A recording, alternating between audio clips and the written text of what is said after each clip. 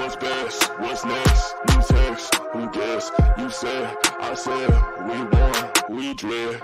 What's best? What's next?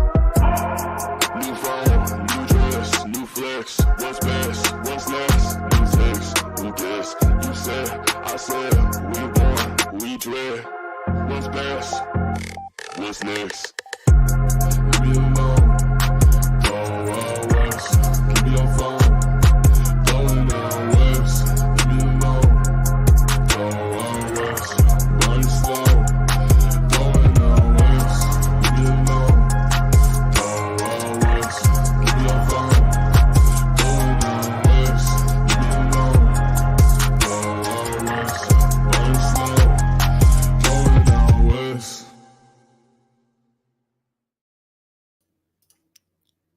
Hey everybody, it is Christopher, aka the Bronze Age Nerd, and I am joined by my co-host on this side, Brian, aka Bigby McFly, the comic book guy.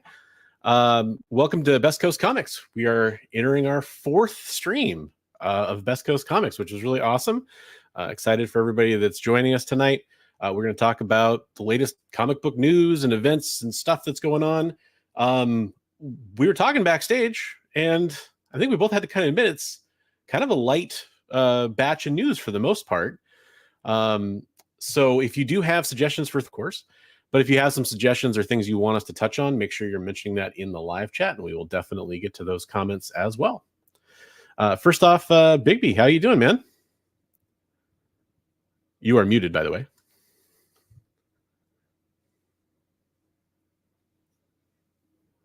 way. Muted within StreamYard, I believe, if that helps. There we go. There we go. Hey, I am doing well. Here I'm talking I'm like, hey, yeah, it's a chill week. All right. No, sorry. Hi, everybody. I just realized, like, oh yeah, there's no sound coming from you. Yeah, it's my new mutant power. I can just telepathically communicate. Yeah, no, I'm doing well. Was last minute doing a big trade with a fellow YouTuber, Alan, the comic book collector geek. Or comic collector geek. So I was like running over here at the last second to be on the show. I'm sorry. Yeah, and for those that don't know, like, I do a show before this on Mondays over on the EXP YouTube channel, and all their social stuff called Devil's Advocates. And we were just interviewing Sean from Overstreet Access. We were talking about their app, and we gave away some free lifetime memberships and stuff like that too. So if after this stream, if you're looking for something else to watch, maybe go check that one out and kind of see some extra content and learn about Overstreet Access, which is something I'm sure we'll talk about on this show and this channel much more in the future as well. It's a really cool app and program for cataloging your comic books and everything. So, and you know, Overstreet, everything like up to date price wise and everything too, like values for your collection. So, the way I would describe Overstreet Access is I would say it's collection management oriented first, and depending on your comics, it's valuation second. It does that. It definitely has values. I think that there's some, if you have like Silver Age, really established, you know, Copper Age even books, it's going to be real good on the values for that. You know, Overstreet obviously is the original comic book price guide, right? So, right. And they have the Overstreet advisors and all that. So it's a big deal. But if you're talking about newer books and newer variants and, you know, exclusives and convention exclusives and those kinds of things, the pricing, right, you know, they've never been known as being extremely fast updating and reacting to prices, which is kind of a good thing for real value, because you don't have like these sudden spikes in value that you're kind of taking into account in some cases. But it can be a little, you know, if you're using it for value on a book that came out last month, expect to see like probably still cover price in most cases, depending on the issue. Right. But they're real good about getting all the different variants and stuff in there, so you can track them in your collection.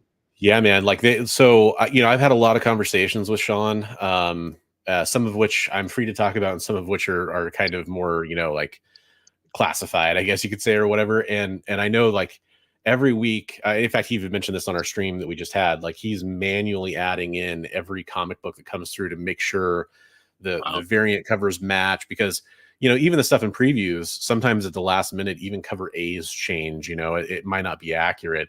Most times it is. But even though they directly would be able to talk and work with the previews team, and they do, they still manually add in so they're adding, like, I think this week he says something like 300 or 400 issues with all the variants and stuff. So wow, it's a lot. that's heavy. Yeah, all the different variants coming out each week. I can't imagine trying to stay on top of that. So kudos to them. Yeah, absolutely. I'll actually paste into chat. Just, I mean, for anybody wanting to go check out Overstreet Access, there's the website. It's also an app available on the Google Play Store and the App Store on iPhones and stuff. Definitely go check that out. And if you want to just go back and watch our interview, I think it was a really good interview. I was really excited to get a chance to talk to Sean. He's been on my channel before, like in a more casual, jumping on kind of sense, but this was actually like about Overstreet Access, and it was cool to get a chance to talk about that. Speaking of posting into the chat, you should recognize the chat. Yeah, absolutely. I was just going to get around to saying hi to everybody. GT Key Comic came in with 3 hour apart, 3 different hellos and emojis. Let you know everything was working. Awesome. Exactly. I know the stream's all up. At 2 o'clock, at 5 o'clock, and at 8:30. I guess it doesn't have the timestamps when I highlight them, but that is awesome. John Stout coming in. John, always a great supporter to have here. Thank you for being here. We got Richard Westfall in the chat. Richard, now regular on Best Coast Comics, and we love having you in here. Thank you very much. Hey, one of the winners from he won a lifetime membership to Overstreet Access. Brandon Metro is in the chat. Congratulations, Brandon. Congrats. Hydro Asylum says great show tonight. So yeah, I appreciate you watching that and checking it out. Hey, speaking of people from the show, my co-host over on Devil's Advocates. Yeah, he says Overstreet doesn't bend to the whims of the spec market or the craziness of what happens on eBay, so it's maybe a little slow for some things. And that's a good way to put it. It's just I like it. I think that the difference for me is like if I'm trying to describe, are they going to be good at pricing a Chris Claremont X-Men book? Absolutely. Are they going to be good at pricing your convention exclusive that came out last month? Not to the level where you might want to use some tools for pricing if you know that do capture like more up to the minute data, but you have to take that data with a grain of salt then too, because it's like I think we talked about on the show. You can look at eBay sold listings, and sure, they might be $150 for that comic book, but then the next sale is $75, and then 2 days later the next sale is $65 or something. So do you really weigh that $175 sale, or do you it's tough pricing new hot books right out of the chute, right? Yeah, it is, because you supply and demand. I think we talked about we talked about big golden age books and stuff, like supply and demand. It's the first guy who really wants it, and the second guy might not want it as much, and he's not willing to go as far as that other guy. It takes 2 to tango, right? So 100%. Just got done with Bronze Devil's Advocates. Couldn't get enough of them. I know Monday nights, every other, we do the Best Coast Comics pretty much every other week. That's kind of our schedule. So these are the mega stream nights. I got the water in hand, and I'm always ready to keep going. You always see me drinking coffee on the Devil's Advocates show. Yeah, absolutely. And then Kyle says 5 longs of Mirage Turtles was on point perfectly. Something is killing the children variants, maybe not so much. Yeah, that's and even then, like indie books or rare indie variants that are just kind of under the radar, maybe not so much. Well, and yeah, there's definitely some cases of that, but at the same time, for the majority of people, when they think about indie books, they're going to be covered. At least the publisher is going to be there. And, something we talked about in that show, the coolest thing about it is literally not the coolest, but one of the coolest things about it is everywhere you go on the app or the website, there's a constant feedback like button on the side. You pull that up and you literally could say like, I'm looking for this, pulp magazine comic that's not in here that came out in the 70s. It's called this. And they're going to work on adding it. Like that's just how maybe they're not added to point you in the right direction to where it's at in the app that you're not finding it. Right. That also can happen. Yeah, absolutely. So it's pretty cool how responsive they are with that stuff. And I think just knowing the things I know that are coming down down the eventual future for Overstreet Access, I'm very happy to be on the platform, checking it out, constantly kind of touching base with it because there's a lot. Very cool. But yeah, so that was that show. You said you just had a big trade. How else has your week been going, man? Ooh, did absolutely pretty much nothing other than hung out with my son this last weekend and just enjoyed some time together. So that was important. Work has been crazy. Things enjoying my X-Men 97 and all that stuff. So yeah, nice. Yeah, we'll definitely talk about X-Men 97. I think based on some of the chat we had last week, maybe we should make that our last topic, so people Sure. that don't want to get spoilers can kind of bow out. Right. I think that'd We're be talking kind of about last cool. week's episode, which is now what, 5 days old? 6 Yeah, days going old? basically 6, depending on which coast you're on, probably. Right. Were you on the other account? There we go. Yeah. Oh, right. Yeah. I always forget. I don't want to say who you are, but yeah, I know you are there. Okay. Your other account. Gotcha. Like you said at the beginning of the chat, slow news in comics. However, I checked my calendar and CGC is due for controversy. A bombshell. Watch out, here it comes. Richard, it's funny you say that because I will tell you, here's a sneak peek for people watching.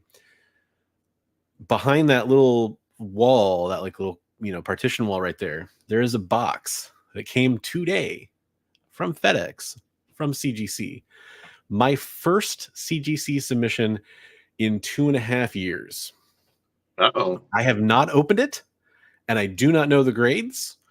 And after this all wraps up, I'll film a thing. And you won't see the video for a little bit longer because there's another 2-book vintage shipment that's coming to me as well, that I want to make as part of the same video because it all goes together.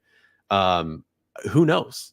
In that box could be the next CGC controversy waiting to happen. Yes. You never know, right? You never know. But I'm really excited to open that, and again, it's been a long time, so I'm curious at the grades I got and all that kind of stuff. But yeah, no, it was an interesting week. I had a weird feeling of like FOMO, not in the sense we usually talk about it with comic books, like not on missing out on a comic book. But I didn't go to a comic book store for Free Comic Book Day. I don't have one that's extremely close to me. We've talked about that on the channel before. And it just wasn't working out logistically for me to get to one. The one I could go to most likely is the one that you might remember from my No Phones in the comic book store, which I don't go to. Still got to do that video. We still got to do that. And that is video. a teaser. That's a teaser. Bigby and I have a not really a shared story, but a parallel story, right? It's kind of how we sort of kicked off talking together a lot. Was me sharing my story. And you're like, wait, you messaged me behind the scenes, and you're like, is this place? And I was like, yes. Yeah, so that is literally how Bigby and I started talking. So that's a little teaser for something we will have coming up in the future. Unfortunately, it's been on the back burner, but the good news is this show has been on the front burner, and I've really liked how the show's been going, and hopefully the chat agrees and everybody watching been agreeing. So yeah. But there was I had a little FOMO because I didn't get to go participate in Free Comic Book Day. I did do my best to do May the 4th celebration type stuff and reflected on Star Wars, watched some Star Wars. I watched some Bad Batch with my daughter, and we watched some of Solo, and we Star Wars is kind of in constant rotation around here, so it's not like we needed to watch A New Hope or something like that because we haven't seen it in a long time. I think we watched it like last month. So but we watched some of the other stuff that's kind of out there, and I read through some stuff, and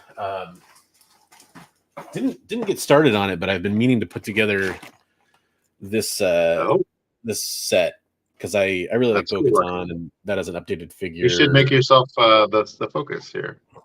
Nah, it's just a quick little thing. It's fine.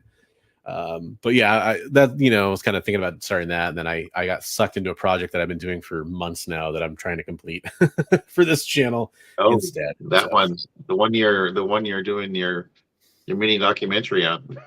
yeah, exactly, which I do hope to have out sometime this coming week. It's a lot of editing. And then I hung out with some friends for Cinco de Mayo / Revenge of the Fifth, if you will, but it's mostly I could say it was for Cinco de Mayo because we call ourselves the Three Amigos sometimes in reference to the 80s film.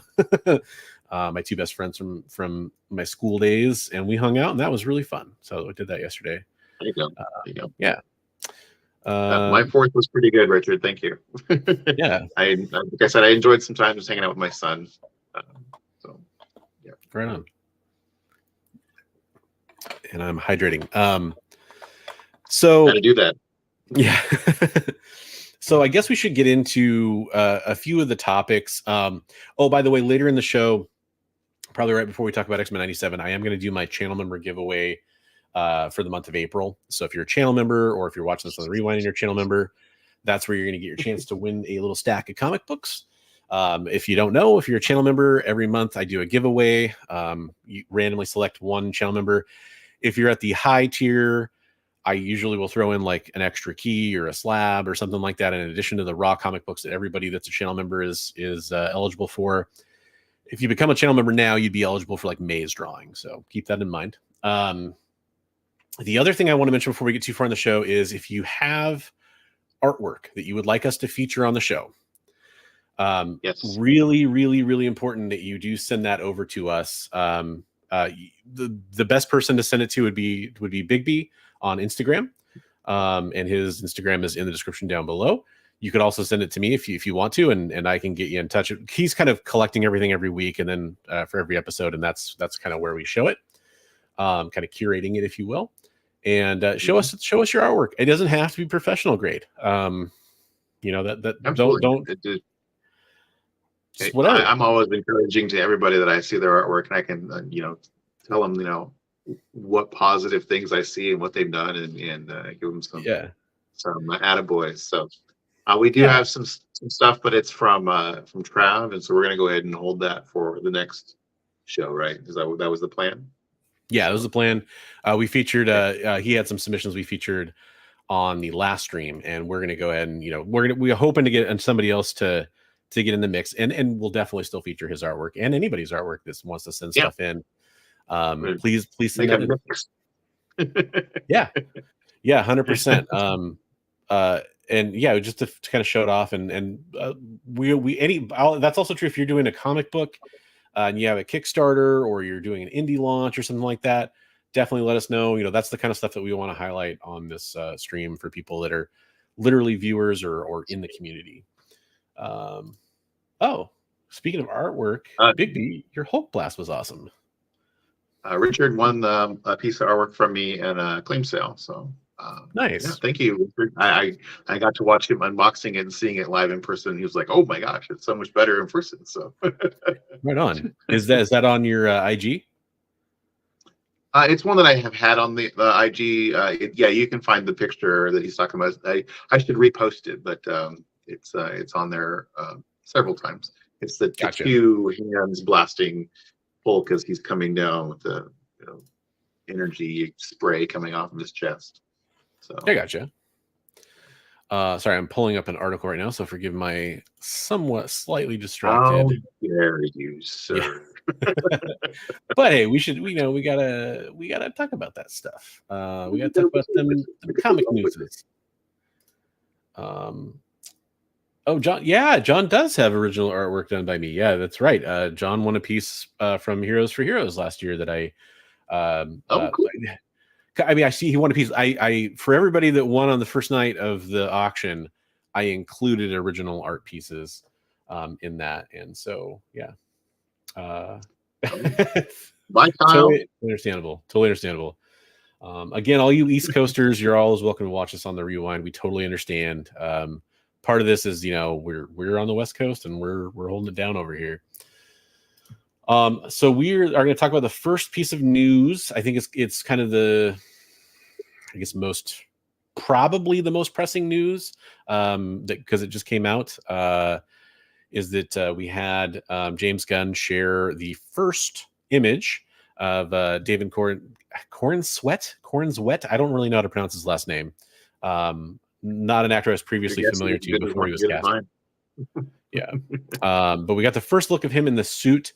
This Variety article I kind of like because they zoom in enough that you can see the red briefs, which is see if I can kind of, yeah, there we go. Like actually seeing the red briefs is kind of cool on Superman in live action. And it is kind of interesting because it has the collar that I associate more with the briefless look. When I guess it was the Jim Lee redesign. But yeah, at the same time, we still get the red briefs back. So interesting. And we do get the curl. I think that's really cool too. Did you get a chance to see this before?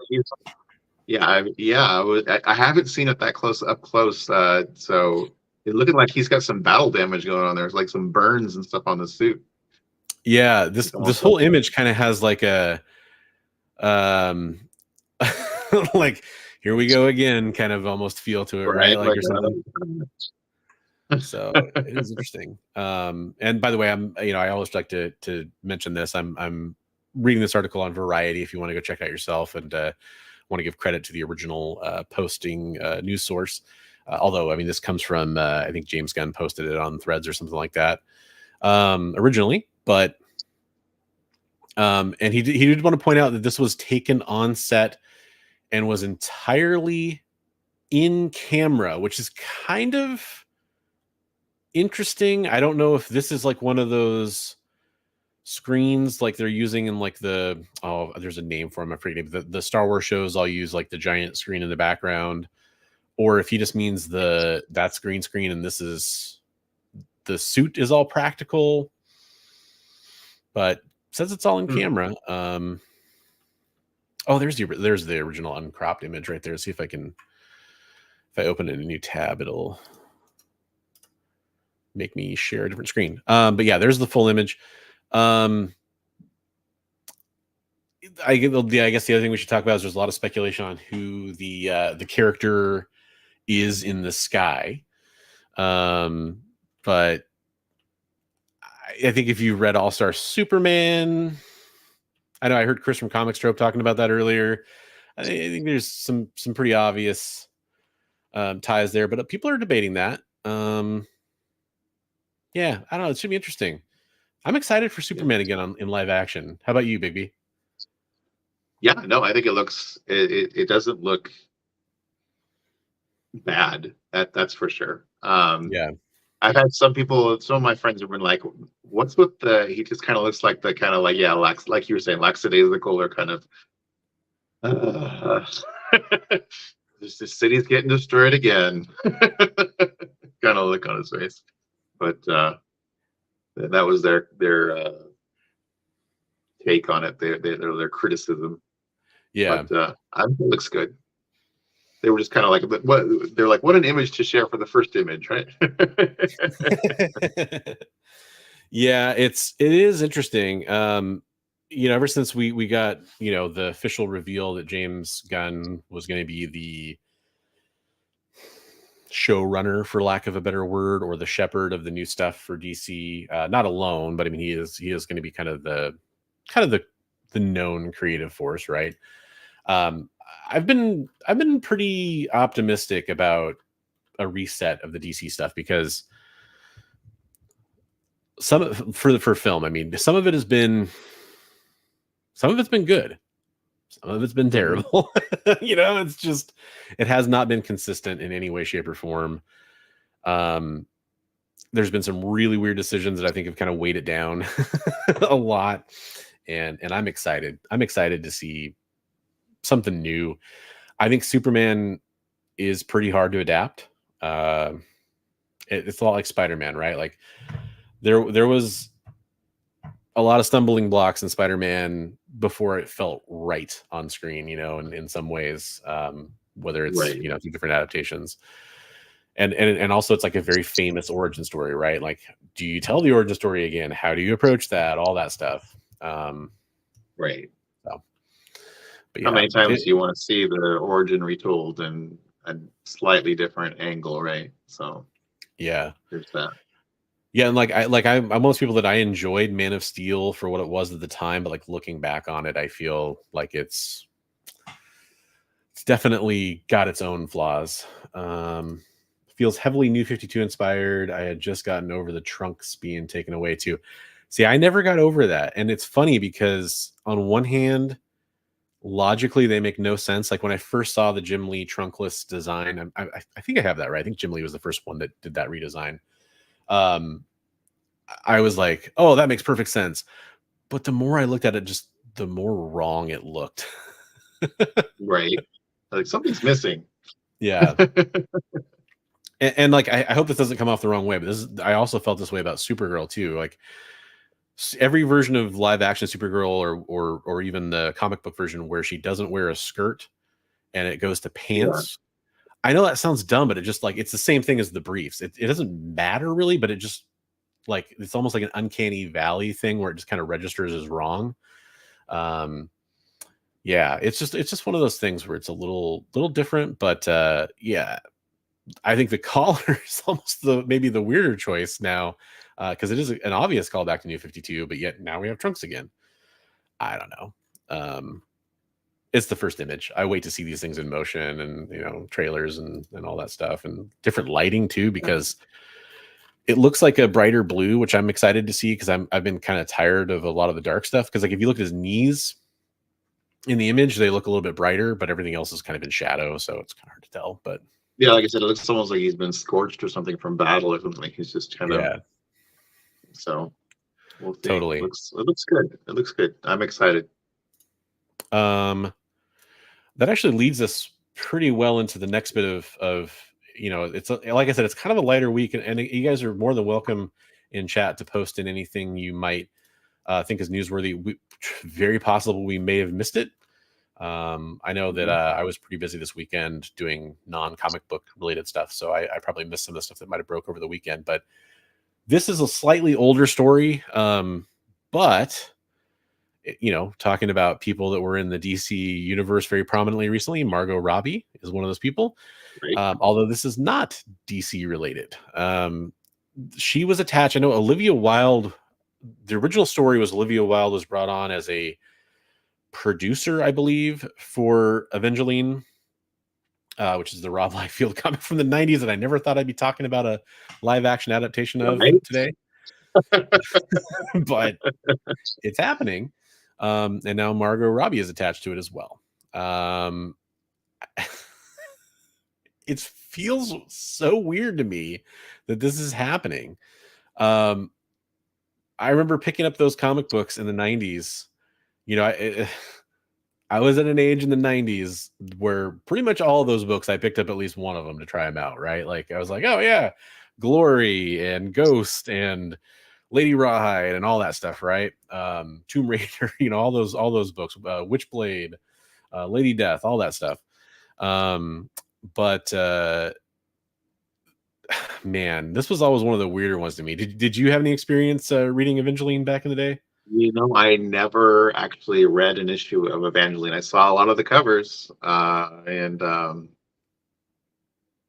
he was part of that whole Liefeld universe, which I actually have heard that there was a lot of stuff that was really done with that, with redoing that with some very prominent writers that reworked and redid his universe. And I guess I'm surprised to see that it is being put into a movie, because I had heard most of his characters were in legal limbo because of the mishandling of selling off of the rights to his characters. So yeah, absolutely. See.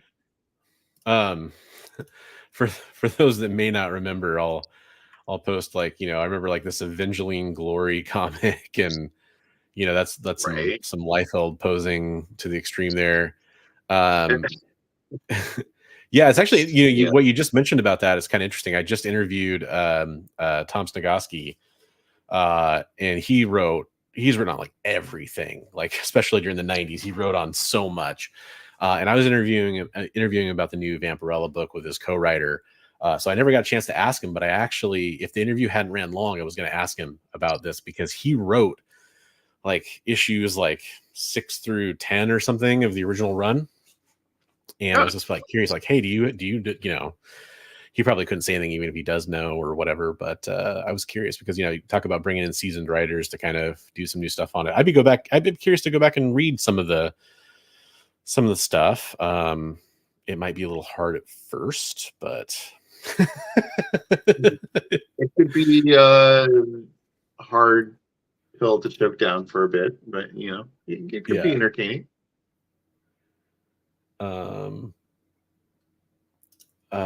Jay says the boy is the trailer. Oh yeah, I was just gonna get to that one, but at first he said the first reaction to the Man DLC was wait, where is Trunks? Yeah, for sure. Yeah, the boys had a new trailer drop, and also I guess, you know, it's worth pointing out, I just saw this headline, so I am very, very, very unfamiliar with the story and what happened, but I know the boys spinoff had a lead actor pass away. Oh no. Yeah. I didn't read that. Let me see if I can actually pull up an article about that real fast. Which actor was it? I do not remember. It's Chance Perdomo. So he played Andre. And I will actually pull up the right article for this because it has the most recent update, which is pretty important to know. That's terrible. Yeah, so, you know, rest in peace to the actor. I do think this is kind of interesting, and I'll go a step further. My gut reaction to this is good. I like to see this. So this title is Gen V won't recast Chance Perdomo's role after actor's death. Sets production for me. So I guess Chance was the character. I don't remember the character name. I binged this all in one night when I was doing a bunch of bagging and boarding, and I don't remember the show very well outside of a couple scenes. But yeah, he passed away. Magnetism guy. The magnetism. Yeah, he was the son of, you know, kind of the son of Magneto, who was like a little bit like Polaris, right? Like, you know, like that kind of second generation character. He died at the age of 27 in March as a result of a motorcycle accident. So that is absolutely terrible, tragic. But you know, I guess I am glad to see that they're not recasting the role. Who knows how they handle that in the narrative, but I usually am happy to see when they don't recast these roles because it feels weird when they do sometimes. Well, at least in the boys universe, it will be easy to explain something happening to him. That's kind of the role of superheroes or superpowered beings in the universe. But that's really sad to hear that happened to him. Yeah, it's just, you know, it's too bad, especially, man, a 27-year-old. Anytime you hear about, you know, somebody young passing away, it's absolutely tragic. I mean, you know, obviously passing away in general, but especially at a young age, you know, and also just like on a hit show and all that stuff, you kind of think, oh, the future's ahead of you, and it's not in this case. So. Hey, Kat. And Bueller. Yeah. Hey, Travis, what's up? How's it going, man? Good to see you in here. Yeah, welcome to the show. Welcome to Best Coast Comics with me and Bigby, or my my lost brother, as you might say. The other beard.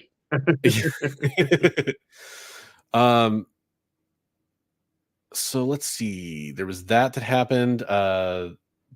There was a new trailer for The Acolyte, the new Star Wars show coming out. There was some stuff that came out of May the 4th, I guess, but nothing seemed like earth shattering to me. We have the controversial art thing, or was that going to be a thing? Oh, the Frank Cho cover. Yeah, we could talk. I about love that. Frank Cho, so I was kind of sad to see like he was involved in kind of a little controversy. Yeah, I'll bring that up real fast. I doesn't close the loop. I will say the one thing about Star Wars stuff that I saw. I don't know how many people care, but there's a new Lego Star Destroyer coming. It's kind of neat. That's pretty cool. The original one is like super expensive, isn't it? There's been a few over the years, but yeah, the original one goes for a bit, and then there's like the UCS like 10,000 piece ones that go for a ton. But this is like a playset sized one that's still big, but and it comes with a Cal Kestis figure from Jedi Fallen Order. Not a monster one. Right. Yeah. Something you could easily display as opposed to something that you got to like build a feature table for. I have a room over here for my Star Destroyer.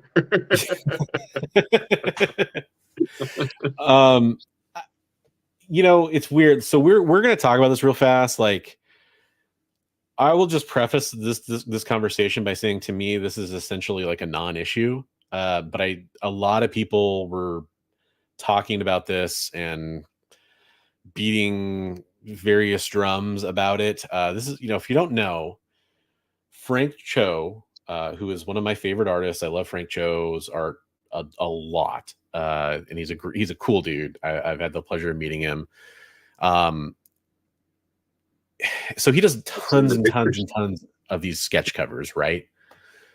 Mm-hmm. And most of them are humorous. Most of them are attempting to be humorous. Most of them are, they have captions, and a lot of them are cheesecake covers. They're commissions, they're requests, in a lot of cases too. And I mean, they get relatively scandalous in some cases too. I think he tries to be really risque in what he puts in the word balloons. So yeah. Look, there's an inside reference, I guess, kind of, you could say, like, where a lot of them reference wheat cakes, for example. And there are a lot of like She-Hulk covers and stuff like that are kind of sexy but muscular. Obviously with She-Hulk and stuff, like evoking that John Byrne kind of stuff a little bit, right? That kind of energy, right? Anyways, so he did this New Avengers cover, obviously Wolverine, and he posted this. This is from his IG feed. I'll read you what the caption up here says. It says, "Screw you, Hawkeye. I still say you're no Avenger. You're just a cheap Green Arrow ripoff and a shitty snowplow driver." Okay. Again, I will preface all my conversation on this by saying, like, to me, this is comedy. And comedy doesn't always have to be politically correct or sensitive. It's edgy. It's edgy. Yeah. That's for sure. Yeah. And to me, that's kind of where I'm at on it. So before I kind of give even my further thoughts on it, do you have anything you wanted to add on that one, Bigby? No, I just, I see a lot of his stuff. He's, like you said, he's doing a lot of that cheesecake, Black Cat, and a lot of that stuff, or X-23 or She-Hulk, and a lot of times the word balloons are fairly risque. But this one, I think he was trying to push that comedy balloon and didn't quite rub everyone the right way. Yeah, there's actually, I'll just to give everybody an idea, I'll highlight this Black Cat one recently. So this one, it's Black Cat. She says, "I'll edge your Spider-Verse." It's on an Edge of Spider-Verse cover. Gwen Stacy, Ghost Spider says, "Hey, edging is my move." And then Spider-Man popping in and saying, "I hope that was a happy ending." And if you don't know what edging is, I will let you Urban Dictionary look up that one yourself. Look that one up. But obviously, very, and look, I think that like these kind of covers, like, you don't have to like them. There's no that's totally fine. I think that it's actually going to put off a lot of people probably. But like to make it like something controversial, I think is maybe a little over the line. I'll actually address one comment that was made in the comments of that particular post for the Wolverine one, where he talks about Jeremy Renner. It's somebody who was like, I'll have to paraphrase, I don't want to find the exact comment. They said something like, if Deadpool said that in a movie about Jeremy Renner, I guarantee the audience would laugh. Right. And you think about it from that perspective, I think they're right. Like, I think that person's right. Yeah, like, absolutely. If Ryan Reynolds was on screen saying that as Deadpool, you know, like as a fourth wall break or something like that, the audience would be like laughing. I mean, Sonny Bono got made fun of all the time for being in a ski accident where he hit some trees. If you are a celebrity and you have a near-death accident, it's going to be made fun of. It's just the world we live in. I don't know, and good or bad, you know, take it however you wouldn't be you making that fun if Jeremy didn't live through it. But I mean, you know, everything's good.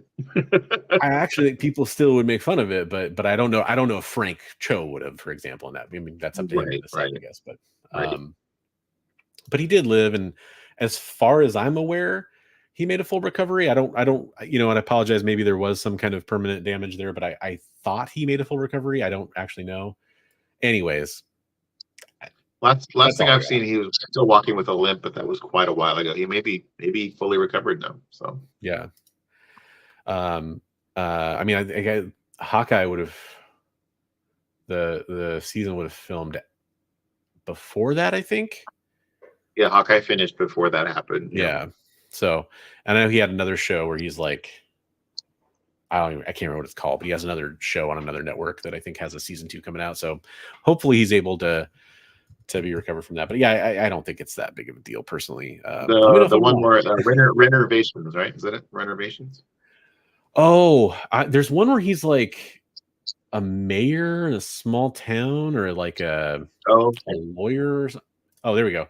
The Renovations one is a true life one where they're modifying vehicles for different purposes for communities. So gotcha. It's pretty interesting. Yeah, this is the show I'm thinking of, which I know the first season came out like, I think, I want to say like, maybe it's just my memory, but I think it came like the week this happened, that first season dropped. And then I think the second season I've saw some article about it either being in post-production or coming to air soon or something like that. So yeah, E-Man in the chat, dude, what's up, man? Yeah, we are pulling double duty here. Congratulations on your win of a lifetime Overstreet Access Gold membership in the last stream. That was awesome, man. Let's see. Let's talk about something more positive, because that's what I'd like to do. As some giantly loud truck rumbles by outside my house. Hopefully that didn't transfer to the mic. Just sounded like a wave of water outside or something. Okay, there we go. This is something a lot of people. What's that? So you're at the ocean today. You're just vacationing. Took the set with you. I wish. This is something I know a lot of people were excited for, because if you don't know, so G.I. Joe is getting a like a hardbound compendium style set done, and there's a Kickstarter that's going to be happening for that. But for those that don't know, G.I. Joe, the Real American Hero Marvel stuff especially has been out of print for a while. So there's a lot of people that are having a hard time, and that actually, I think that includes digitally. It hasn't been available for sale. It's hard for me to say for sure because I own those copies, so I can't really tell if they're for sale or not, because I guess I'd have to like log in like incognito or something. But I know it's been hard to get collected versions, trade paperbacks, any of that kind of stuff. So this is kind of cool. You're getting the compendium release on Kickstarter. I do know one thing that was interesting to me. I don't know if this article from CBR mentions this, but I did read that this was going to be a newsprint paper, which that was the one head scratcher for me on this. I have seen some high quality, like thick newsprint stuff before. I can't even remember where I saw it, in some collected edition. That makes me hope that that's what they're talking about here. But if we're talking like just newsprint, part of me is like, oh, cool. That's very nostalgic for what, issue 1 was printed on Baxter paper, but most of the other issues were printed on newsprint. But the other part of me is like, man, in a compendium, like expensive hardbound edition, like I want some higher quality paper. Right? Well, even like issue number 1 was printed on that Baxter stuff, right? Yeah. I don't know about that. But I do, yeah, there's like I think there's a trading card that you get if you're part of the Kickstarter. There's like a trading card series, and it features this Andy Kubert art. So Very cool. you're gonna get some bonuses and stuff. I bookmarked the site. I think I'm gonna get in. You can sign up for like, you get notified when the details drop or whatever. If you navigate to it like through Skybound. But I don't know. It's exciting for people that didn't get a chance to collect those books, and now that Skybound's got the publishing rights, and hopefully people can get those in their hands. I'm always in favor of more options for people being able to read comic books. Yeah, I've got the original graphic novels, or I don't know if they're the original, but they have J. Scott Campbell covers on all of the issues. Yeah, those were the ones that came out like 10, 12 years ago or something. I don't know, just before, I think it was just before Marvel handed over the reins to somebody else. Oh, okay. Was it Image that took over after? Image that took over right after Marvel, like W? Well, Marvel went to Devil's Due. Devil's Due. And then it went to IDW. Then it went to Image and then IDW. I can't remember which. Image and then IDW, I think. They're right across the room from me. But the Image stuff was like they restarted. They relaunched like a new G.I. Joe #1. Which was really well done, actually. I thought that was pretty good back in the day. It's interesting, for sure. It's definitely worth reading.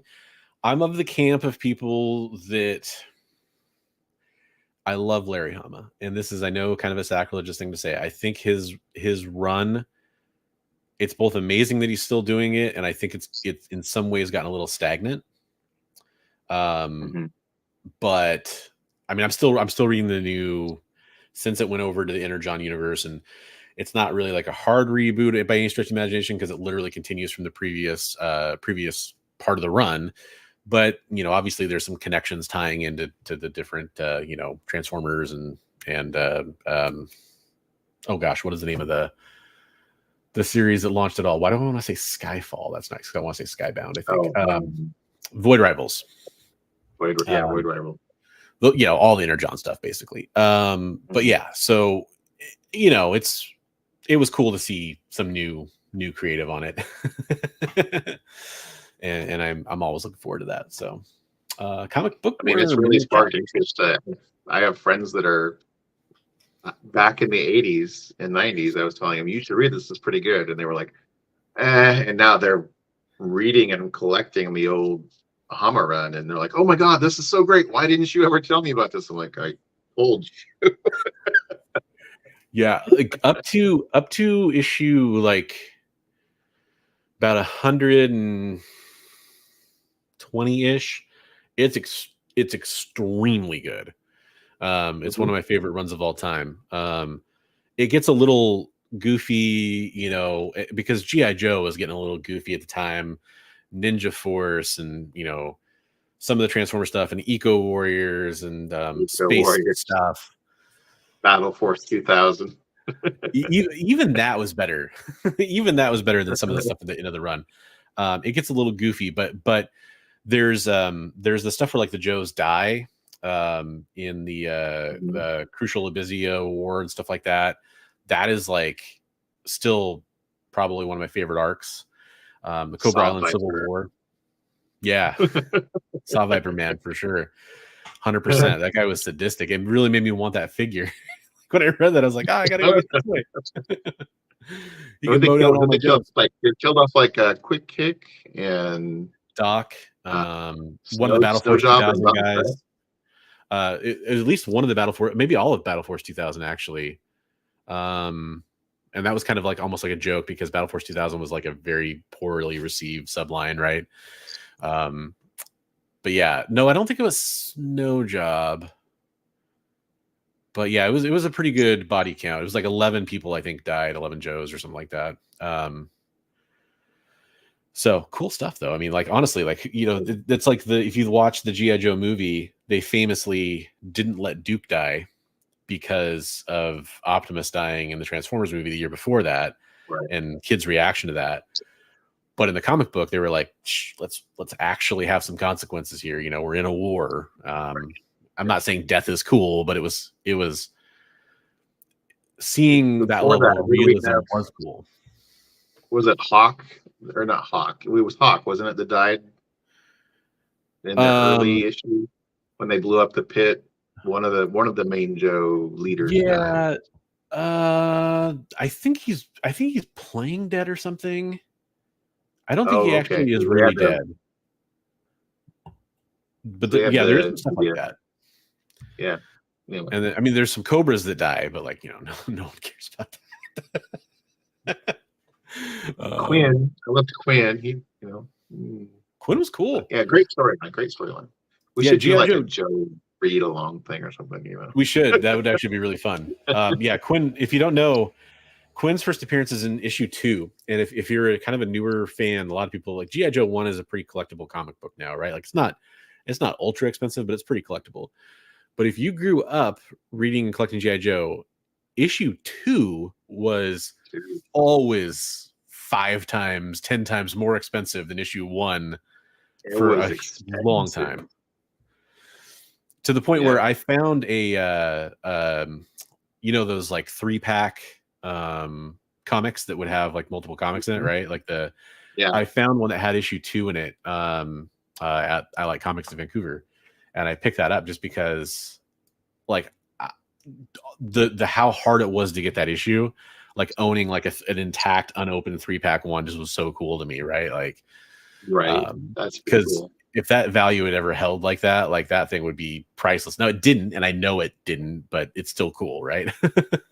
It was hugely expensive. Like it was like a wall book. Like you would see it at the shows and in shops. Like it was big. G.I. Joe was the biggest book at one point. Yeah. Yeah. Well, that's actually something that I interviewed Randy Emberlin, and he did some like in the issue 67 or something like that, and on he was the inker for like a good chunk of time, and that was part of how Marvel lured him into the title, was telling him like, well, actually it's, you know, it's the best-selling book, right? And he was like, what? You know, and they're like, yeah, it's the best-selling book. So he started inking on that. That's part of one of the reasons that drew him in, because it was just such a hot property. Well, I mean, like, I can't think of any other comic book that ever had TV commercials. I mean, there's TV commercials. You can look up TV commercials for the comic issues. Yeah, on YouTube, you can watch. They're great. They're animated cartoon commercials for the newest issue. You know? Technically, I think this is correct. I think technically the first comic book animated commercial predates the cartoon, like the comic book does. And so technically, I mean, like that's like you were advertising the comic book before the cartoon or the toy line, even. So it's nuts, really. I mean, stuff that there were laws created, people, for this kind of stuff. There were, but man, those ads are amazing. I remember the Zartan one and the whole the color change. But I mean, the ad for the comic book where they first introduced him, it's like that too. It's really good. Yeah. Oh, I totally forgot to say hi to K-pop. K-pop slid into the chat. Hey, K-pop. Sorry. Yeah, there's a bunch of people in the chat that we need to recognize. More people. Okay, so I think I caught Comic Bookworm and Callie. Okay. Okay. Yeah. I think I. Okay, I didn't know if you got nominated. Kilted Corgi, I neglected to highlight you when you jumped in, so there are a few in there. So apologies for that. Not on purpose. We just got busy chatting. Like we said at the top of the show, feel free to drop in anything you want us to talk about. It was kind of a slower couple of news week for topics. So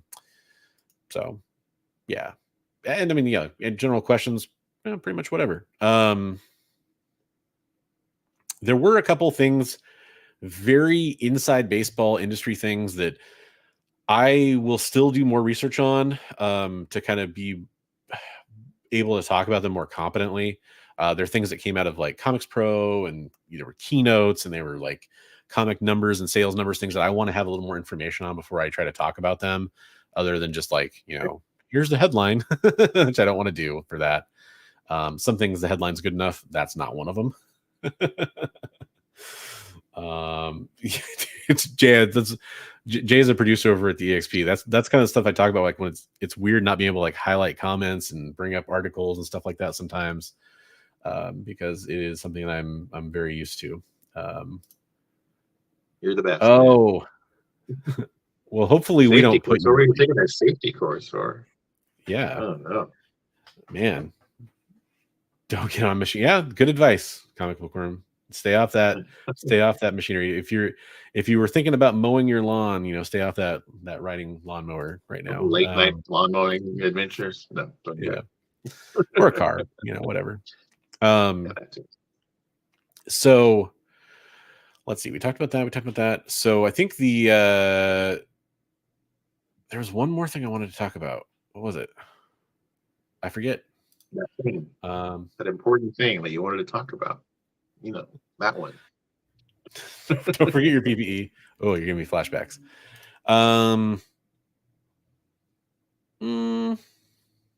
Oh, that's right. I don't have a headline for this, but I know from watching Pros and Cons with Comic Tropes earlier, he mentioned this.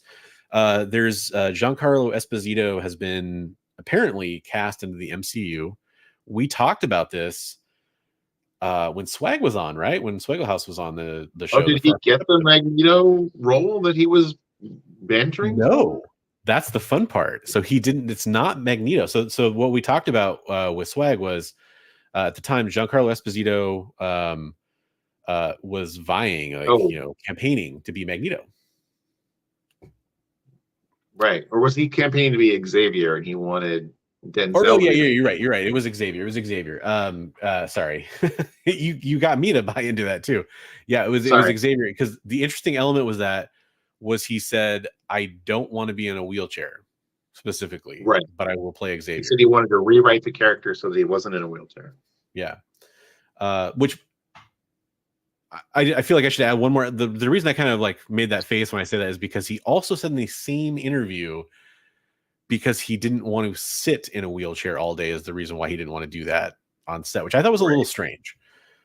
I totally get that from an acting perspective, but it's almost like that's the reason why you wouldn't want to. Like, I thought maybe he might have more of a character reason or something, or like a right.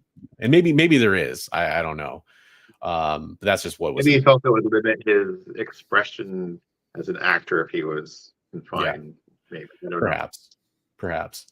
But yeah, he put out there that he wanted to play that, and I had heard him pitched, him and a few other people, that are kind of on the short list of people's casting for Xavier. And I also thought he'd be an interesting one because he has a gravitas he could bring to the role for sure, which I think is important for that character.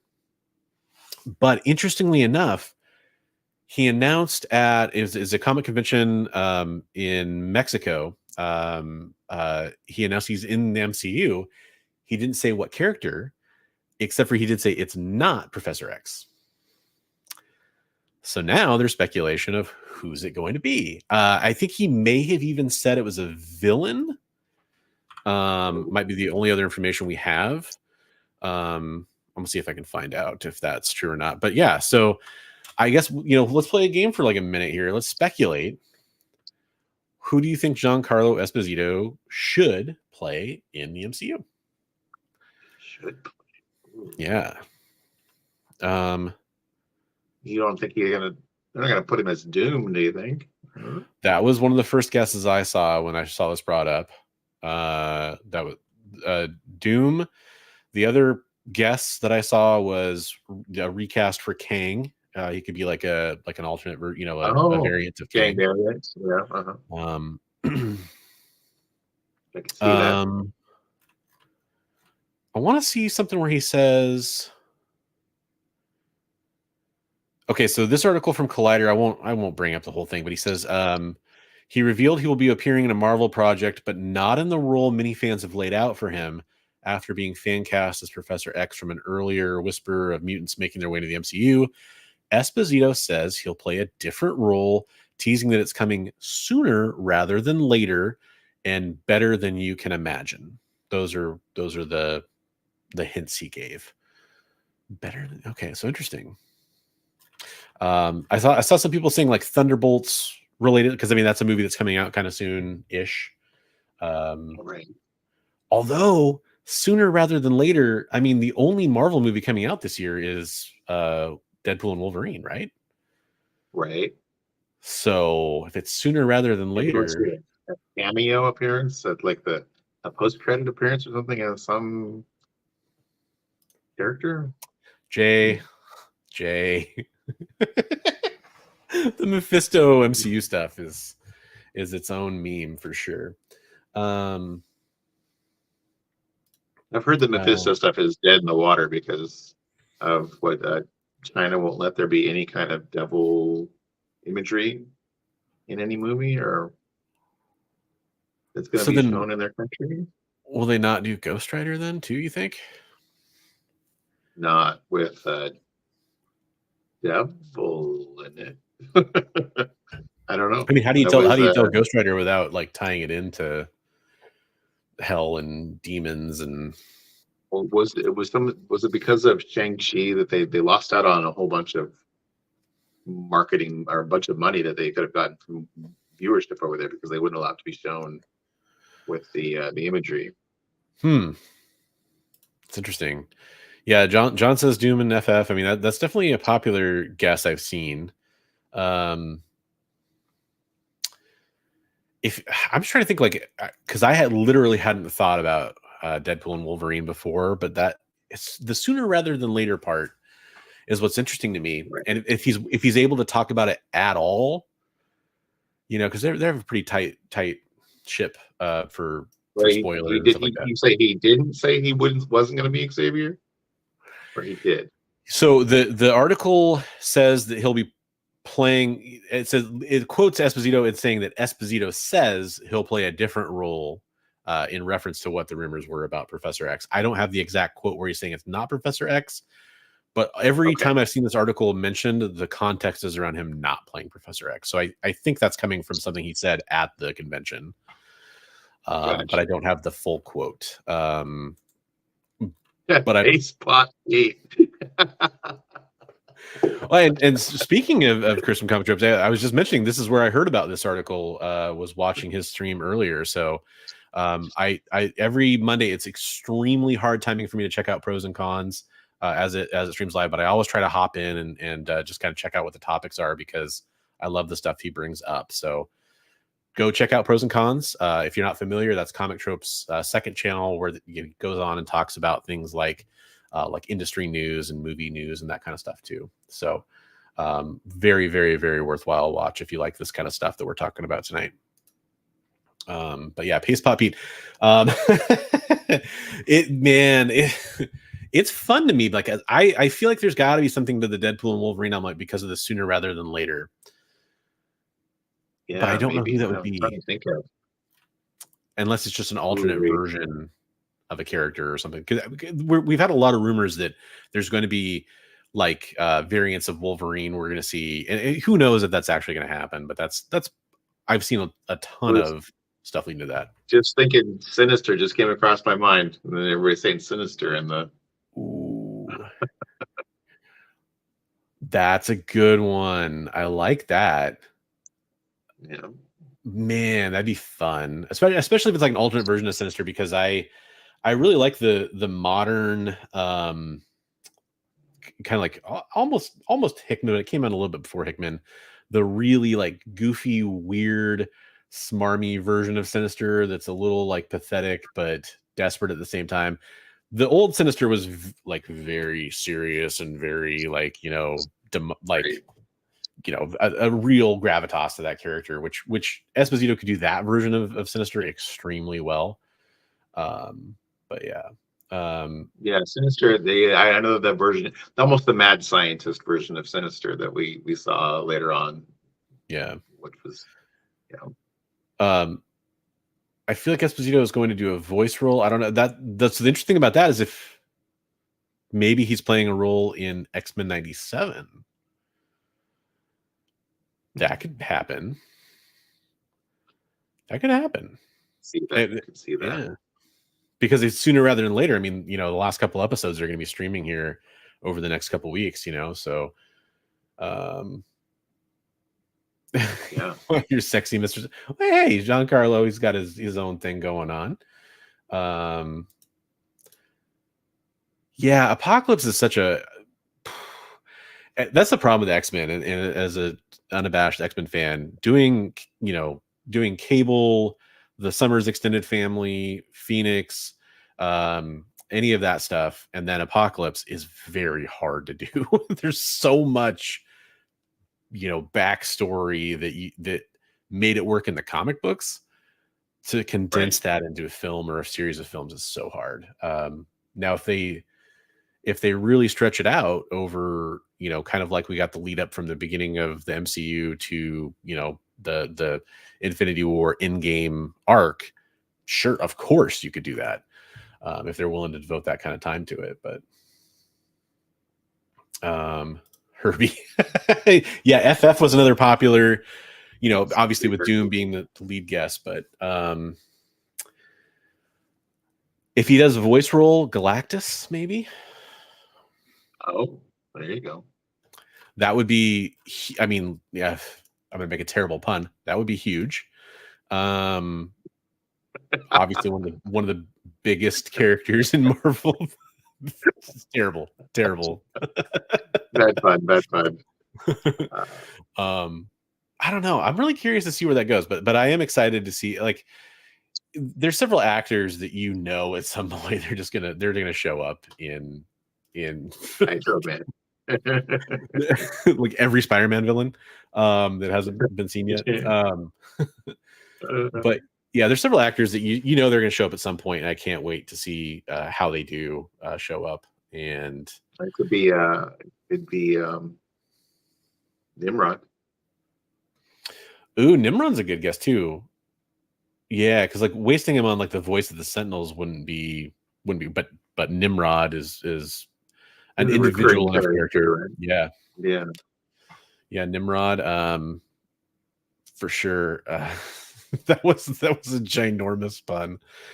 Glad we delivered. Callie wants a Savage Land with Sauron and Khazar, or Khazar, depending on how you prefer to pronounce that. I agree. I want to see some Savage Land action. Yeah, even as a standalone, with or without X-Men tie-ins, I'm down for that. It's such a great place for all the superheroes to play around with dinosaurs and everything else. I mean, come on. Yeah, not having seen Savage Land yet in the MCU is not depressing, but it's it's like something. It's like it feels overdue, right? Like, granted, the X-Men aren't technically there yet, but still, yeah, Nimrod would be cool. I agree. There we go. Get this man a loincloth. Ooh, Shadow King. Yeah. Wow. The guy that did Shadow King in Legion was pretty good.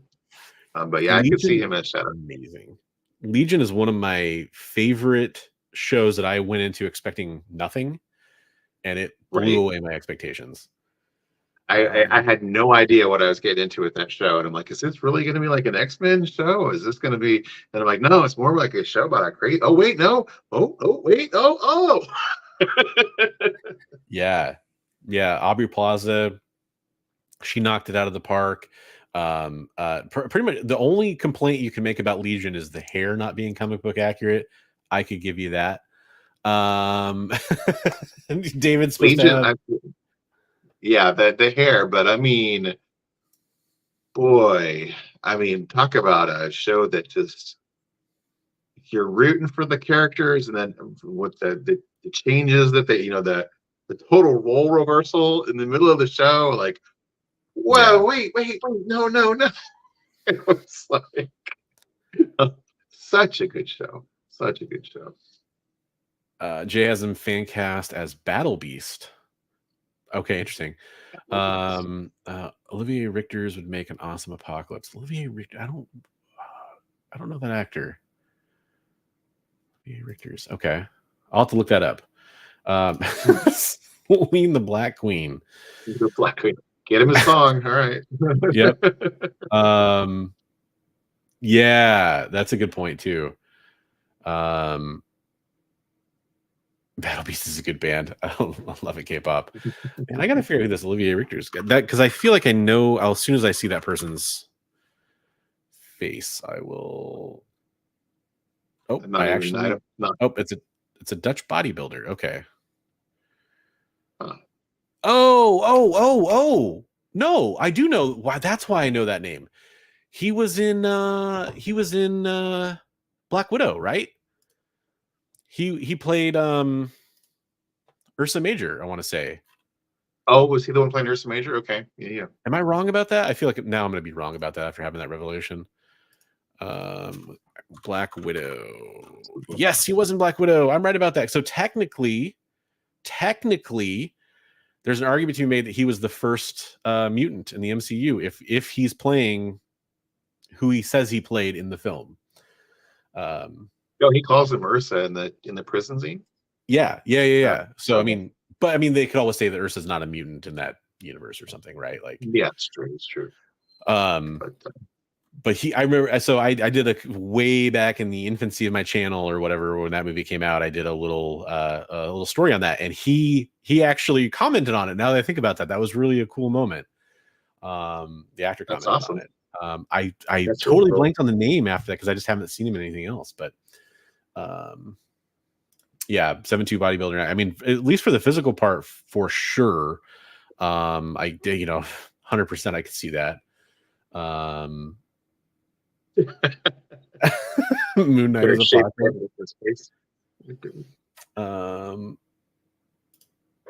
I'm late, so did you discuss what's in the background of the Superman? A little bit, yeah. I mean, likely.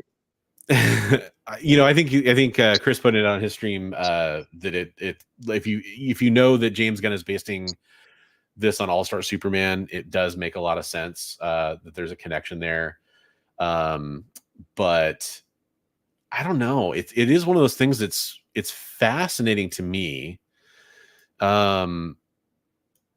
What could be going on there with the damage? But I feel like if that's in the movie, if it's that storyline, I feel like there's got to be a little more going on. I feel like it's kind of maybe too it's a little too weird to not have like a bad guy for Superman to punch.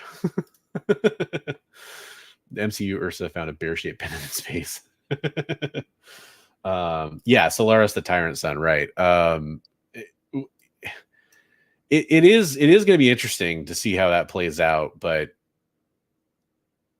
it's funny how many people have different theories on what that is, and I'm not a big enough Superman fan to like pull anybody else it could be. And to me, the thing is, ever since James Gunn announced he's working on a Superman movie, the first thing he posted about was All-Star Superman. So that to me makes a lot of sense. But who knows, right? So yeah, I think we covered all the news articles that we were prepared to talk about. Did you have any other topics you wanted to make sure we brought up this before we do our giveaway and we talk about X-Men 97 spoilers at the end? I think we got them all pretty well covered. I'm just having fun with our game, guessing who he's going to be playing in the movie. I just keep watching what people say.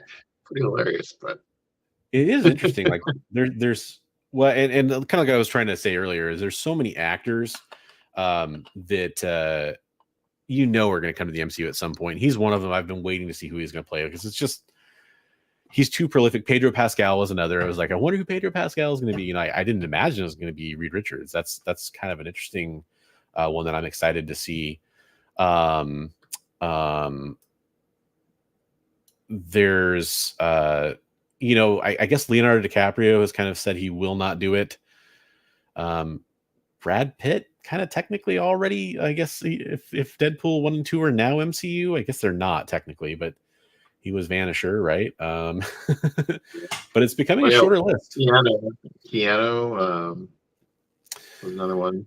Yeah, and he's been attached to something. Oh no, that's right, because he was rumored to play Kraven, but obviously that's not happening because they got Aaron Taylor Jones. Am I getting that actor's names right? Is going to be Kraven, but that's right. There was a lot of rumors attaching him to that, which would have been cool. The guy who played Quicksilver originally in the Avengers movie. Yes. The MCU. Yeah. not the Fox Quicksilver, which hey Christina, how's it going? Welcome to the show. Appreciate having you here. Yes, we are doing a giveaway. I'm doing my April channel member giveaway is coming up here at the end. And I have to be careful how I tease this, but I did the stream before this on the EXP with Overstreet Access. Hey, future streams, you might be able to get some Overstreet Access too. That's the way I'll tease that. So channel memberships, if you want a chance to win that too, might be worth it. Yeah. So do you think you're gonna get the G.I. Joe Omnibus, or are you gonna stick with the trades you have? The trades work for me. If they put some others, I'm a big my big memory sparks for G.I. Joe are the issues, but then also the artwork for the packaging for the vehicles and stuff. I saw they came out with a big Kickstarter omnibus thing that was all of the art of G.I. Joe, which I missed it, but I missed that one too, unfortunately. But I'm with you. That was probably the one that I'd be most interested in. I'm debating the Kickstarter for this one because I have all the digital trades. I don't know if they updated the cover art, but they're the ones that have like the J. Scott Campbell covers on them.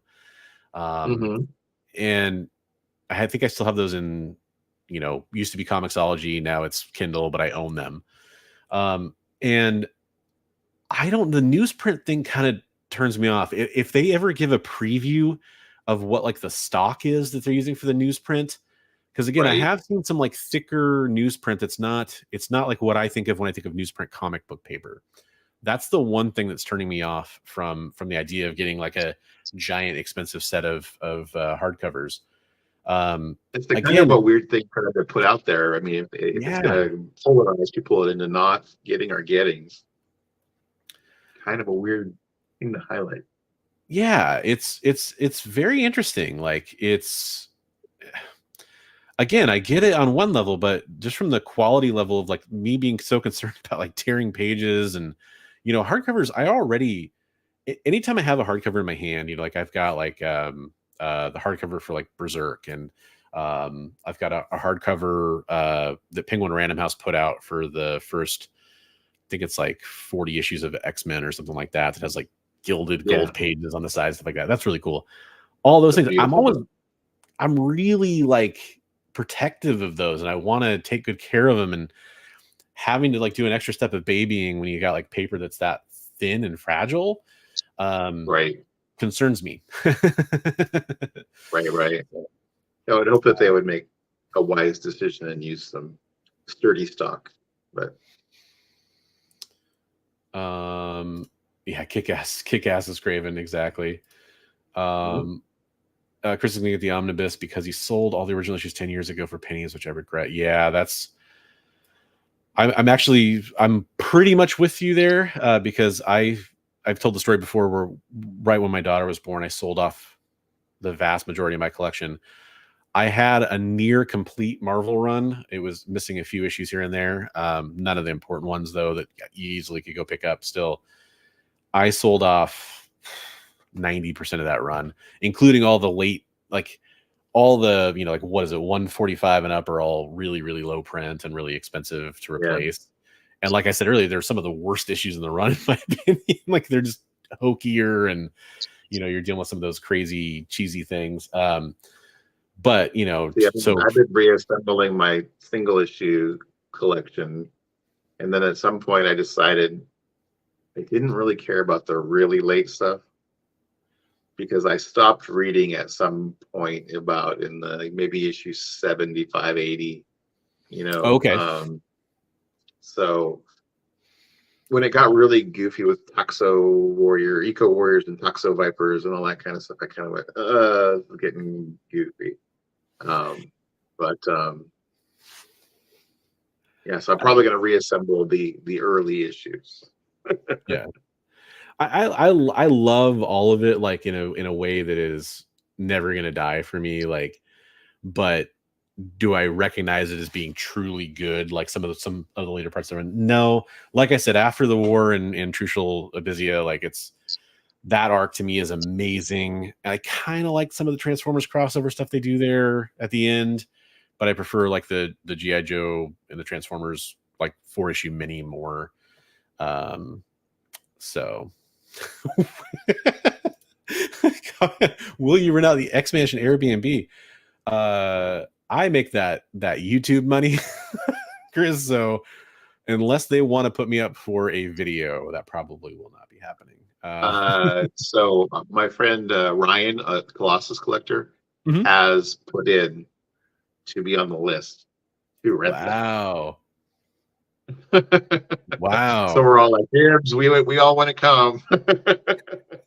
I guess I could have mentioned that too. That's another thing that's going on is like there's a definitely. There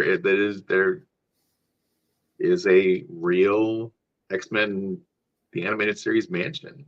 It's pretty sweet. Yeah, there's like a giant sentinel head out front and stuff like that. It's pretty cool. All the decor is pretty true to the show. So yeah. The Pizza Hut X-Men, by the way, are the best. You're right. That actually, that's a good point. They are really good. With the key art for that is really, really early Joe Madureira art, by the way. For the Pizza Hut X-Men stuff, like the splash page you saw in the ads for comics, like not splash page, but like the 2-page ad or whatever. Love that. That, I mean, going and getting the pack, getting like the first tape for Night of the Sentinels and all that, like the Sentinel Lab behind me. That's what started all that for me. So I absolutely love it. G.I. Joe was my entryway into comic books. Pizza Hut was my entryway into X-Men. Apparently, it was kind of weird how that works out, but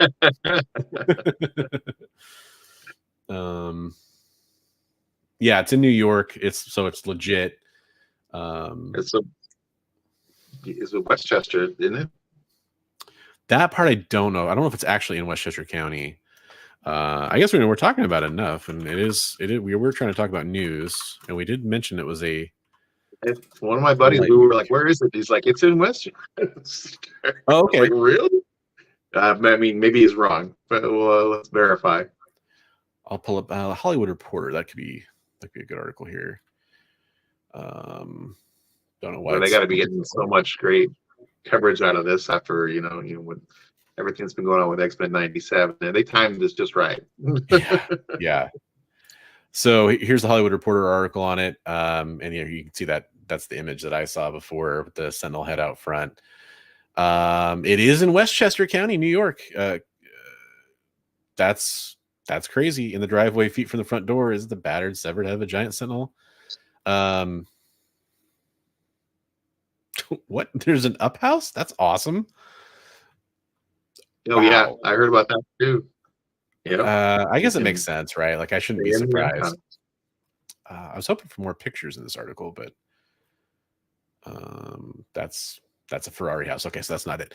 I was like, what is that room? I was hoping for more pictures, but yeah, it's in Westchester, so there we go. Airbnb icons, something like White Castle or Newcastle or something. Okay, there's 11 icons experiences. Okay, cool. Yeah, so I mean, anybody, I'm very limited in my ability to travel like that, so I probably won't be going unless Colossus Collector wants to, offer me part of his stay or something like that. Yeah, then I could probably cover flight if it was for something like that. But I'm not saying we're not on a first name basis. That's probably not going to happen. But his name is Ryan. You need to reach out to him right now. That's true. In case he gets the X. Yeah, and you know what? So Chris is asking going into Comic Cons this year, and I'll answer that, and I think I'm sure Bigby will as well. But also in the chat, let us know what cons you're going to. Maybe there'll be some overlap, and we can encourage some meetups, because that is, in my experience, one of the most fun things you can do at a Comic Con is meet up with people you've previously not had a chance to, or even if you haven't had a chance to. But I am going to move everything I have to move in my life to make it to Washington State Summer Con this year. best Northwest show I've been to, because I've only been to one, but I have a feeling the consistency has been pretty good the last few years, from what I've heard from other people that have went. So I have a feeling it's going to be really good this year as well. I've been to a lot of the Rose City Comic Cons, and it depends on the year whether or not it's a good show. I've been to good ones. I've been to, I don't want to say bad ones, but ones that weren't quite as stellar. Let's put it that way. Well, the last one wasn't bad. I mean, I got to meet this guy, Bronze Age nerd there. I mean, what the heck? There was that. That's the first time we ever met up, right? Yes, it was. Yeah, because we went to Bueller hosted, or I don't know if he hosted or got together the lunch or whatever nearby, but it was Bob who coordinated the lunch, but then bailed. Okay. Sure. Yeah. But I was cordially invited, so yeah, I stopped into that and got a chance to meet you. That's where I first met Jen, aka Comics Will Break Your Heart, a lot of other great people too, for that matter. But yeah, I'm not knocking the show. What's that? Travis from Comics Limited. Yep, exactly. Hey, John's going to Washington State Summer Con. That's actually the first place I met John. He came up with, well, maybe not with, but around the same time that I met Sleepy Reader and some of the other Northwest YouTubers. He walked up and I'll never forget, John, you made the best first impression that anybody could ever make. He walked up like head to toe in like a full Batman, when I say suit, not a bat suit, a Batman like 3-piece suit with like logos everywhere on everything. It was very cool. One of the coolest outfits I've seen. Yeah, so that was awesome. It was one of those things for a second where I was so busy looking at the clothes, I didn't realize it was like somebody that like, oh, I was like, oh, it's John. Because I was just like, oh, that's neat. But yeah, so Washington State Summer Con, Rose City Comic Con, I generally go to every year. I do want to try to go to Fan Expo when it comes through next year, and Emerald City I've never been, and I always hear from everybody that goes to it, so I don't know. That's the one that might be tough for me to go to. Years and years ago, it was all right back in the day, but I haven't been in a while. The one that really bums me out is that so the one year that I was going to go, I actually, like the day before, I ended up getting like a couple root canals and crowns, and it all added up really fast. And I was like, I cannot afford to go to any comic book convention other than like literally just a walk around. And that wasn't very fun sounding to me. I like to at least be able to buy something when I go to a comic convention, even if it's, like swag or, merch or something like that. Right. But people traveled from across the country to come to it, and they were just like, that's a bad sign, like generally speaking, you want people to enjoy the show. But yes, I'm supposed to be going to Terrificon with a bunch of my other YouTube buddies that are most of them are back east, and so they finagled like 3 of us to go over there in August. So that's a cool one. I hear a lot of good things about Terrificon. Chrissy's is going to Washington State Summer Con and New York Comic Con, which is obviously huge, literally. And then Jay says he's going to Comic Palooza near the end of May. Make sure I didn't miss any others. Terrificon's it's a Comic Con, right? Like, yeah, it's a Comic Con. Actually, a bunch of like Jim Lee's going to be there, and with Chris Claremont and nice. A ton of creators. So, yeah. Ooh, Heroes Con. Yeah, I hear Heroes Con's fun, a lot of fun. MegaCon and Heroes Con are the other two smaller shows. And I know they're not small, but I mean, like, they're not New York City Comic Con or LA Comic Con. They're not some of those massive shows that I hear. Like, they're kind of growing, I guess is the best way to put it. MegaCon's the one that I hear it's basically like a comic book only convention, basically, right? Like, generally it's, or is that Heroes Con? One of them is just all comic books. There's not like any celebrities or anything like that. So I can't remember which one's which. Oh, K-pop's going to Motor City Comic Con. Right on. Right on. Doing the Midwest thing, I guess. Michigan. Yep. That's cool. Let me know if you run into my co-host from Devil's Advocate, Kyle, over there. I imagine he'll probably hop into that convention. I think it's close enough to him. That's cool. Yeah, cons are cool. I wish there was more on the best coast to go to. Yeah. It seems like all the really fun ones are on the East Coast. I really enjoyed the little one we got up here, the little Frankenstein swap meet. That was really fun. It was all comic books. That's true. I mean, literally, there were tons. That's the thing. When I say Rose City Comic Con has good years and bad years, part of it is I don't like going to a Comic Con and then seeing like 10 comic book vendors. Right. Now, granted, and that's kind of how it was at Rose City, right? Yeah. And the year before, it was like maybe 12 or 15. So, and that already felt a little low to me. And then to go down to, even less than that. And maybe if they're the 10 best comic book vendors in the world, I'm not saying anything about the quality of those individual vendors. Some of them were great. I actually got some really good deals and, had some really cool conversations with some of the vendors there. But I do want to look at comic books at a Comic-Con for the most part.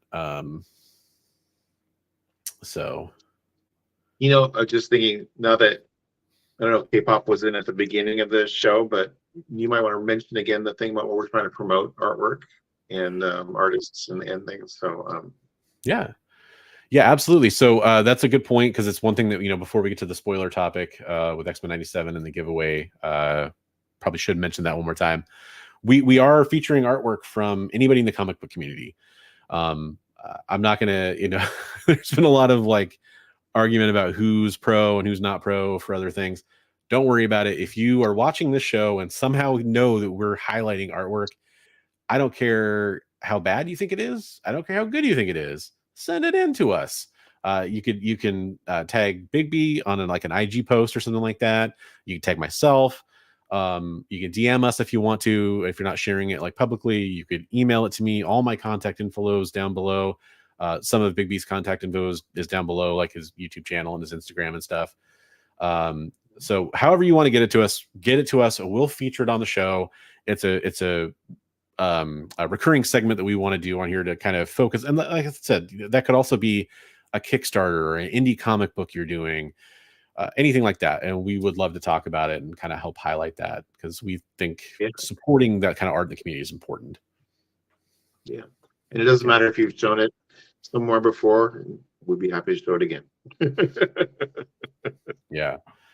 Yep, absolutely. And I mean, I'm sure Bigby and I at some point will show off some of our work too, eventually too, and all that kind of fun stuff. But yeah, it's if you don't know, Bigby is a darn good artist. He definitely deserves you to go check out his work. He might not say it, but I will. And I'm getting back into art after a long time of not doing it, and I have a long way to go.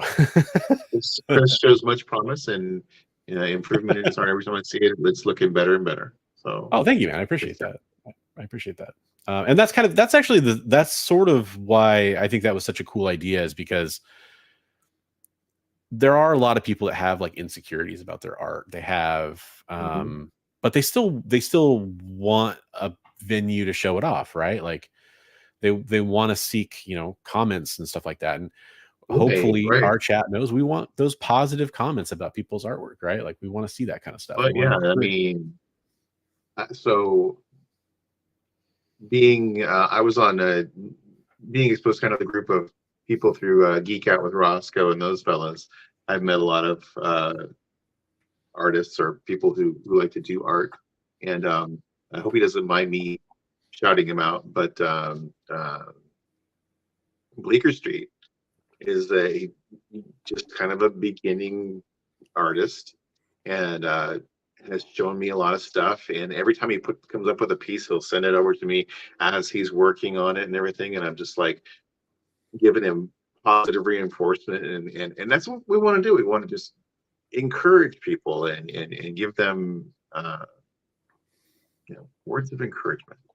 Yeah, 100%, 100%. You know, like we do, like we've said a few times, we do talk about tough topics sometimes on the show, but the whole point is we want to encourage the positivity around those things, and even more importantly, you know, the positivity that needs to happen. In my opinion, and I think Bigby agrees, in the comic book space in general, there's a lot of negativity. We want some positivity out there, so please Right, do. right. Yes, K-pop. I agree. Bleeker is amazing. I appreciate him very much. He's an awesome guy, and Yeah, yeah. So we've been talking back and forth, and I'm like, I haven't seen the art from you, man, lately. He's like, just haven't had the spark, and I'm like, it's encouraging him. I'm like, come on, let's see some new stuff. Absolutely. Dude, you're too kind. I mean, like I really do appreciate that. I know almost universally artists are critical of their own work, Absolutely. especially up to a certain point. You know, I think professional artists, when they get to a certain point, sometimes there's maybe that flips a little bit for some artists, but for the most part, 99% of the time, artists are critical of their own work. And so I know there's a lens of that, but I also know, like, I have a lot of major problems. Like, a lot of my art is, and I'm very freely say this, like, I'm drawing from references of other artists, and, you know, trying to do recreations of stuff that I like, and to try to learn how it's done and learn how to recreate that, and learn dynamic posing and that kind of stuff. So I have a ton of room to grow. That's how you learn. I mean, yeah. I read the heck out of that How to Draw Comics the Marvel Way when I was a little kid. Yeah. Hey, have a good night, Comic Tropes. Always a pleasure to see you in the chat and get a chance to talk to you. Really appreciate it. And hope you have a wonderful night, and hopefully you have a good day tomorrow. Thanks a lot. I appreciate it. On that note, we should probably do our giveaway that we're going to do, and then we can talk about some X-Men 97. There we go. So if you are a channel member, I'm gonna make my screen a little bit larger just to show off the comics here for a second. If you were a channel member of mine last month, I tried to grab a pretty good mix of stuff. We got some raw books that I'm going to give away. First thing is, I'm giving away, I wish it was a complete set. Unfortunately, I'm missing one issue. So it's the Emerald Dawn 2 arc. This is pulled from a collection I picked up, the only collection I've ever picked up. But it's issue 1, 2, 3, and then I don't know why it jumps to 5. I don't think there's anything. Oops, sorry about that. I don't think there's anything special about issue 4 as far as, I don't think that was a key that got cherry picked or something like that. I don't know why I didn't have issue 4. So originally, you know, I was gonna probably not hold on to this. I was gonna sell it. I'm like, well, it's missing issue 4, so hopefully somebody gets some use out of that. So that's one little classic arc. It's free comic book day was on Saturday. So I have some old free comic book days in the collection. So I'll give away an older free comic book day Spider-Man. It's like a I would guess you could say vintage, so to speak, but not really. I can't remember what year that is even, but, you know, hey, there's one issue in there. We'll give away something like a number 1. There's a Mortal Kombat Battle Wave number 1. And again, all you got to do is be a channel member previously. If you become a channel member now, you don't qualify for these. But yeah, you get a random entry for the giveaway. Also give away this Ultimate Invasion foil goodness. That's pretty. That's a nice book. So that's cool. I ordered 2 copies of that because I was, you know, foil covers sometimes come in rough, but I'll give away my extra. And then Darren, I've said this twice now. Darren Smith, you are one of my channel members. You won a couple months ago. If you don't claim your books, because I don't know where to send them, I don't have your address, I am going to give them away. You won like a Silver Sable number 1 and Slumber number 1. The Grogu photo cover Shadecraft number 1, and the first appearance of a couple characters in the Marvel Voices Comunidades number 1. That was your win. Otherwise, those are going to go to next month's winner if you don't claim in that time. And then I do have a slab sitting here. If one of my premium $10 a month, $9.99 a month members wins, you will get the slab. So there's that for you. Let's pull up the wheel picker here and get that shared for everybody. Good luck, all my channel members. I really do appreciate it. This is one of those ways I try to give back, is just, send you some comics. And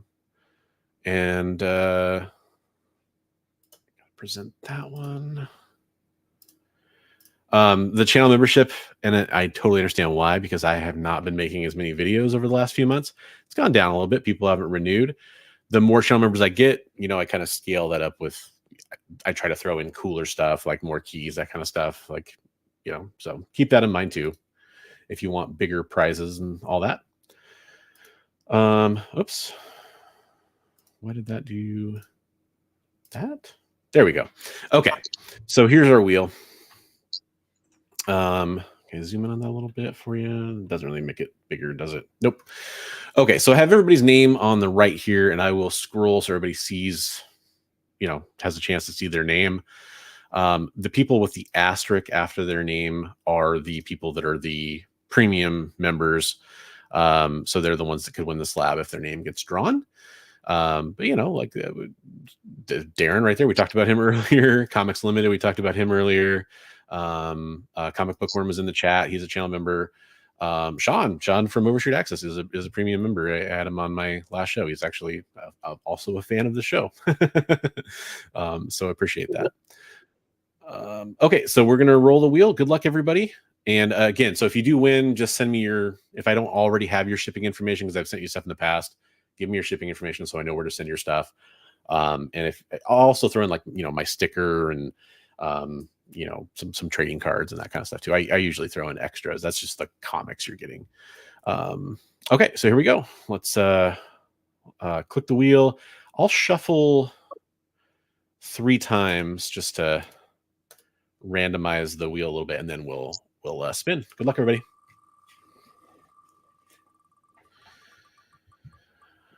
Who's it gonna be? Is it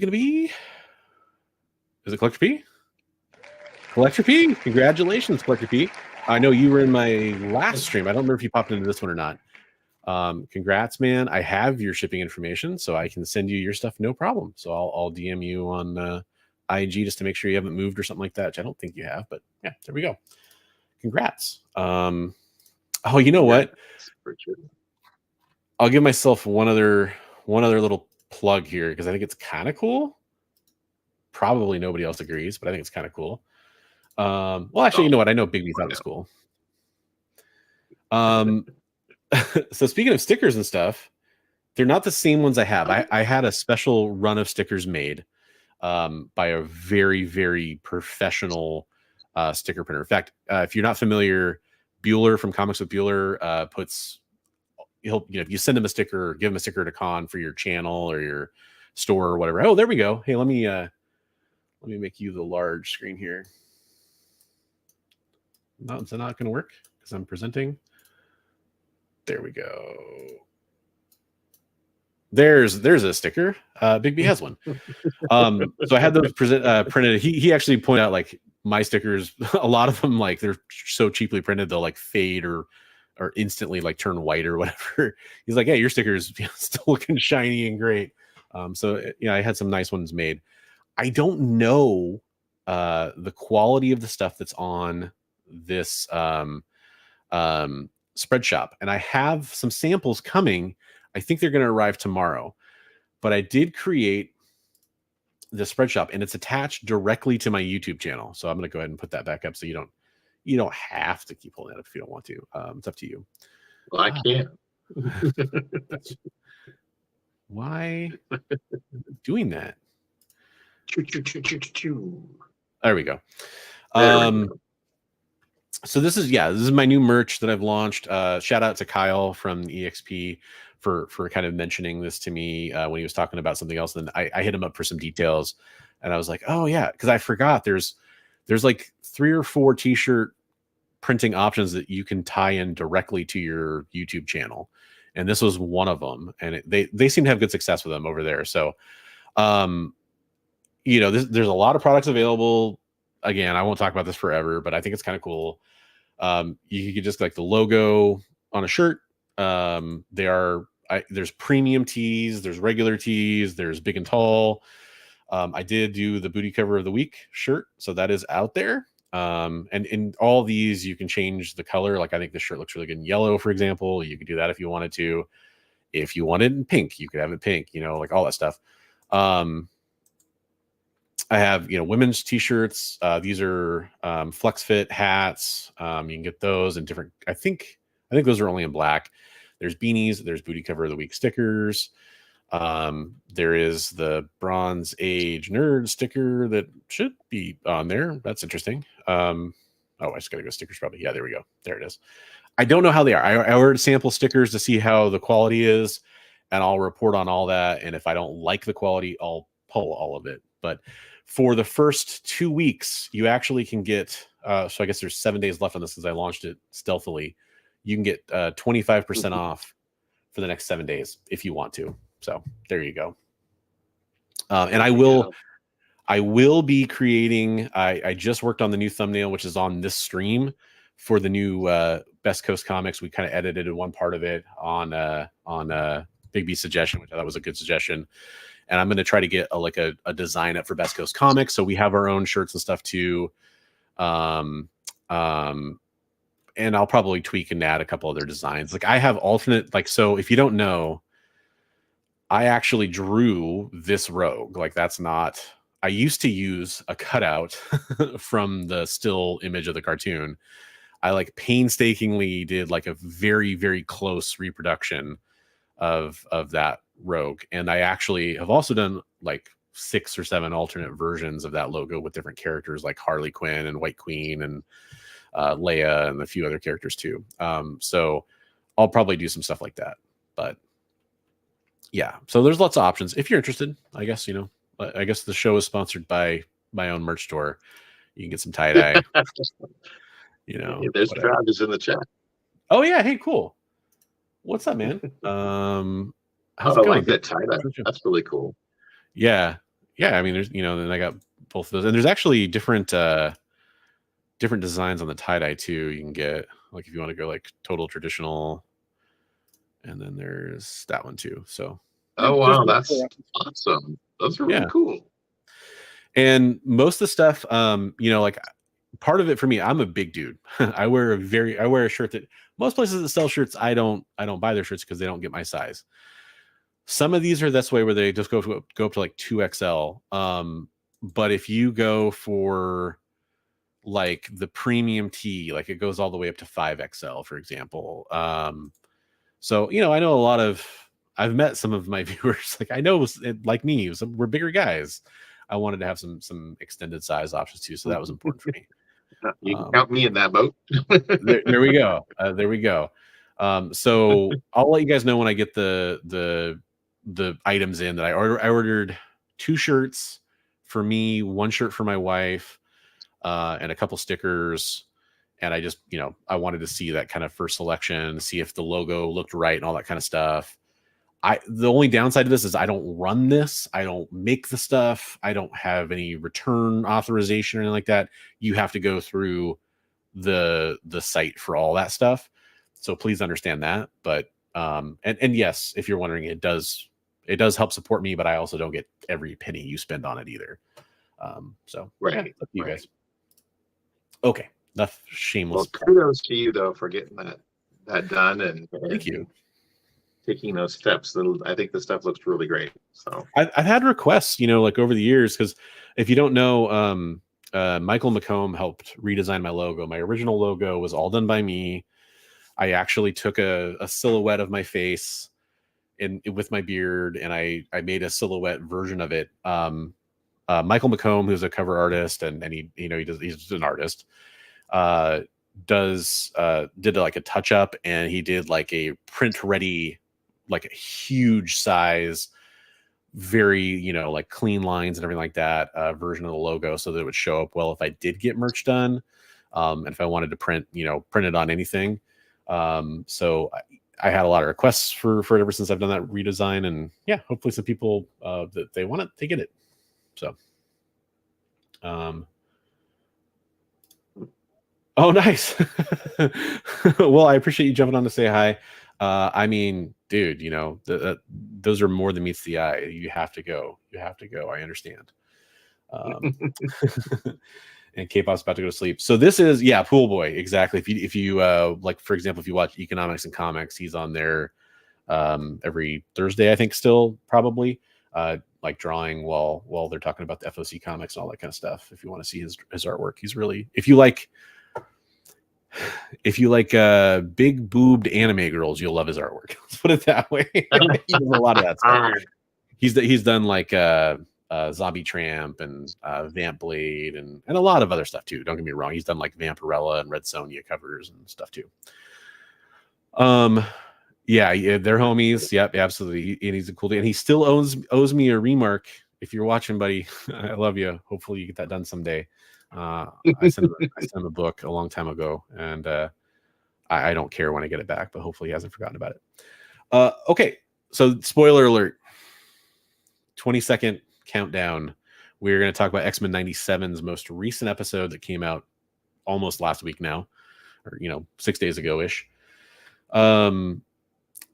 So if you'd like to tune out now, we appreciate you watching the show. Maybe you'll come back after you finish your X-Men 97 and see what we have to say about it. We moved this segment to the end of the show for people that don't want spoilers and haven't had a chance to watch it yet. Please do. I'm just kidding. People had to bail at the beginning of the show last time because they didn't want to hear any spoilers. Yeah, we got into it pretty quick, and we probably shouldn't have. Is kind of what I was thinking about after the show. It was my mistake. So we fixed it. Good time to put it back. Yeah. Any trailer or spoilers that we should probably always put them in the back. So I think that was enough time for people to jump out. I will confess that this episode, for whatever reason, maybe it's just because it's been a weird week, didn't stick with me as much as the previous two episodes did. But it was episode 8, Tolerance is Extinction. Extinction. Can't talk today. Part 1 of 3. I think it's the trio finale is all part of this. AKA Magneto and a Speedo. Yeah. AKA Magneto was right. Right. Yeah. Yeah. So, let's just get your thoughts on it first, because I'll be honest, like the fighting was probably besides the Magneto scene that near the end was probably the part that stuck with me the most. What were your thoughts? Things that I went, ooh, when we saw Doom and Baron Zemo and Spider-Man. Very true. I was like, oh, we're tying it all into the MCU. We're getting it all. Yeah. I thought that was K-pop. Yeah. Thanks for being here, K-pop. Good to see you, Katie. But yeah, I was really excited that they were bringing it all together. So that really got my excitement going. But yeah, for sure. I mean, the whole Cyclops and Jean finally realizing that Cable is there. Well, not finally, because they hadn't had a baby before, but realizing the Cable is Scott's son. Very cool. Yeah, I just thought the whole episode was really well done. Again, they've been knocking it out of the park episode after episode. So yeah, I think for me this episode, it maybe suffered from following two really great episodes that were truly two of my favorite episodes of any like animated cartoon ever. Right. And I know a lot of people will remember it, will be remembered for a very long time. and that was the Gambit episode for everybody that knows. Right. Hopefully, if you're watching now, you know. Hopefully now But you know. yeah, but the episode that followed it, Bright Eyes, I actually, I mentioned last time, I really, really, really enjoyed that episode too. I think that seeing Rogue be able to cut loose and everything, and seeing like Captain America talk about the the Marvel cameos, like now, granted, the original X-Men cartoon had a ton of Marvel cameos, so it makes sense, but it is cool. Yeah, I mean this newest iteration, just to see them bringing it together in the newest iteration here. But yeah, definitely. Like Rogue has a lot of association with Avengers, of course, because she appeared in Avengers Annual 10. There's, she's been an Uncanny Avenger. There's been a lot there, right? So she has a long history with Cap and a very long history with Captain Marvel. So there's a lot of tie in there. So it's really interesting to see that. But yeah, in this episode, like, it was cool. There was some action sequences that I thoroughly enjoyed. You get to see Nightcrawler and Wolverine fight some Prime Sentinels together, kind of fighting back to back. Was so good. Yeah, like the triple sword wielding Nightcrawler, and well, before that you see Prime Sentinels just kicking X-Men's butts for a while before that, and then you see Wolverine kind of cut loose, that's one of those cool things that is very subtle about this show that I think it completely gets right. I love Wolverine. Wolverine is not the star of the X-Men, and he never should be. Right. That's how I feel about Wolverine. He is a fantastic part of the X-Men, but he's a part of the X-Men. Right. And by the way, so are all the X-Men. Like, Cyclops is my favorite character. I don't want to see Cyclops get all the screen time. Not even close. He should never be that way. It should be a good mix. And that's what, like, this episode did a really good job. And honestly, this show has done a good job.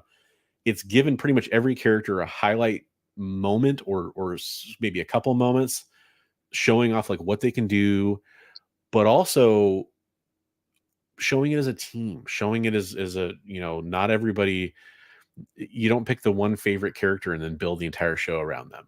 And that's important. That's a huge part of what X-Men needs to get right. And Fox made Wolverine a household name in some ways more than he already was, because a lot more people watched X-Men than probably have ever read an X-Men comic. Believe it sounds crazy, but it's probably true. At least off the top of my head, it seems true. Millions of butts and seats, and but Wolverine's not. He's not all the X-Men are. And going back to like the early Claremont stuff, Wolverine worked best as getting a Wolverine solo story in the Dark Phoenix saga, where he's in the Hellfire Club, kind of working on his own to free the rest of the X-Men because he's the only one that's not captured. That was really cool. Right. But it spawned like a series where, like of like Wolverine needs to be the star now kind of stuff that came after it that, had great moments, but it probably wasn't the best. Anyways. But yeah, there was a really cool moment between Cable, Jean Grey, and Cyclops too, where they had like kind of a cool escape sequence with a car blast. Cyclops is blasting a tunnel. Cable and Jean Grey are going, like, Jean Grey's like floating the car whenever it needs to, or like drifting the car whenever she needs to, and Cable is like being the long range gunner for the Sentinels. I don't know why that particular scene reminded me of Halo quite a bit. Like being there's that scene, right, where they're going through the tunnels. Yeah. There's just so much to like, but as a cohesive total, this episode, again, it's still really good, but it just felt like it fell off like 10% to me, which is noticeable. But I also think it's part of it is it's the first part of like the next two, which are the final episodes of the season. And I think that, it's kind of having to set up a little bit of the end game here. So it kind of served that purpose too, which happens in shows. I thought overall though it was a pretty good episode. I have to say there hasn't been a bad episode as far as I'm concerned. I mean, Yeah. By the way, so I you know, I didn't want to over explain that too much, but I know what you're saying, Travis, but like the problem is they're always good, but they became too much of the focus for Marvel Comics for a long time. Like, as much as you might like Wolverine, my argument would be, and of course you're free to completely disagree, anybody is free to disagree with this, is that they're even better when you didn't know everything about Wolverine, you know, didn't know his whole backstory and everything about Weapon X and his original history and all that stuff. And you got it in small doses. right. I just think it worked better personally. And I don't know. I feel pretty strongly on that one. Like, but I also love his solo stuff. Like, I love the Frank Miller Wolverine series is amazing. I think it's still one of the best comics ever. Honestly, like just the layouts in that are just amazing. The blocking, I guess I call it was fantastic. His use of space, something that you kind of see a little bit of in Sin City as well. But it's really good. It was the mystery. Yeah, the part of it. But and I don't mean like he has to be a complete mystery either. But it's like one of those things where he got so popular that he became oversaturated a little bit. It's actually something we talked about on Devil's Advocate one time is, how many Wolverines is too many Wolverines. Wolverine shouldn't be on every team. He shouldn't be in every book. Spider-Man shouldn't be on every team and in every book, like, I don't know. That's just my opinion. But, like they had a thing a while ago where Deadpool's like, it was an issue where it had Deadpool and Wolverine in it. And he's like, remember when they used to put you on the cover to sell books? Well, that was like, he's not that way anymore. It used to be. That was in the Wolverine series, right? Like the newest Wolverine series. I think so. Yeah. Deadpool was making fun of him. It was basically like, remember when? Because it used to be when Marvel wanted to pump the sales on a book, you'd throw Wolverine in it for an issue or two. Yeah. So. Yeah, and I mean, I think Venom went through a phase like that too. Like Marvel has been very, and I mean, comics in general are this way. And of course, they're in it to sell books. I get it. But I always think it's better to pull back a little bit on your best stuff because I mean, it's like the old cliche: right. Leave them wanting more. Right. You can't just give everybody everything they want. But see, the kind of the nice thing is that the show has not been doing that. And so when we finally get to see Wolverine cutting loose and able to cut loose on an enemy that he can actually slice and dice and do everything to, it was really cool.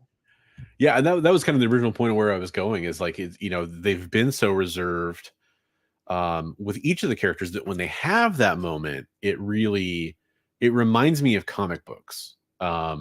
In a really good way, not just like a good adaptation of comic books, but that's the kind of thing that like X-Men, there's just those moments that happen in X-Men comics and a lot of other comics for that matter, where you're like, oh, that's awesome. Did you see that move that Storm just did? Or did you see that move that so-and-so just did? Right. And you can tell like, that's a really cool focus.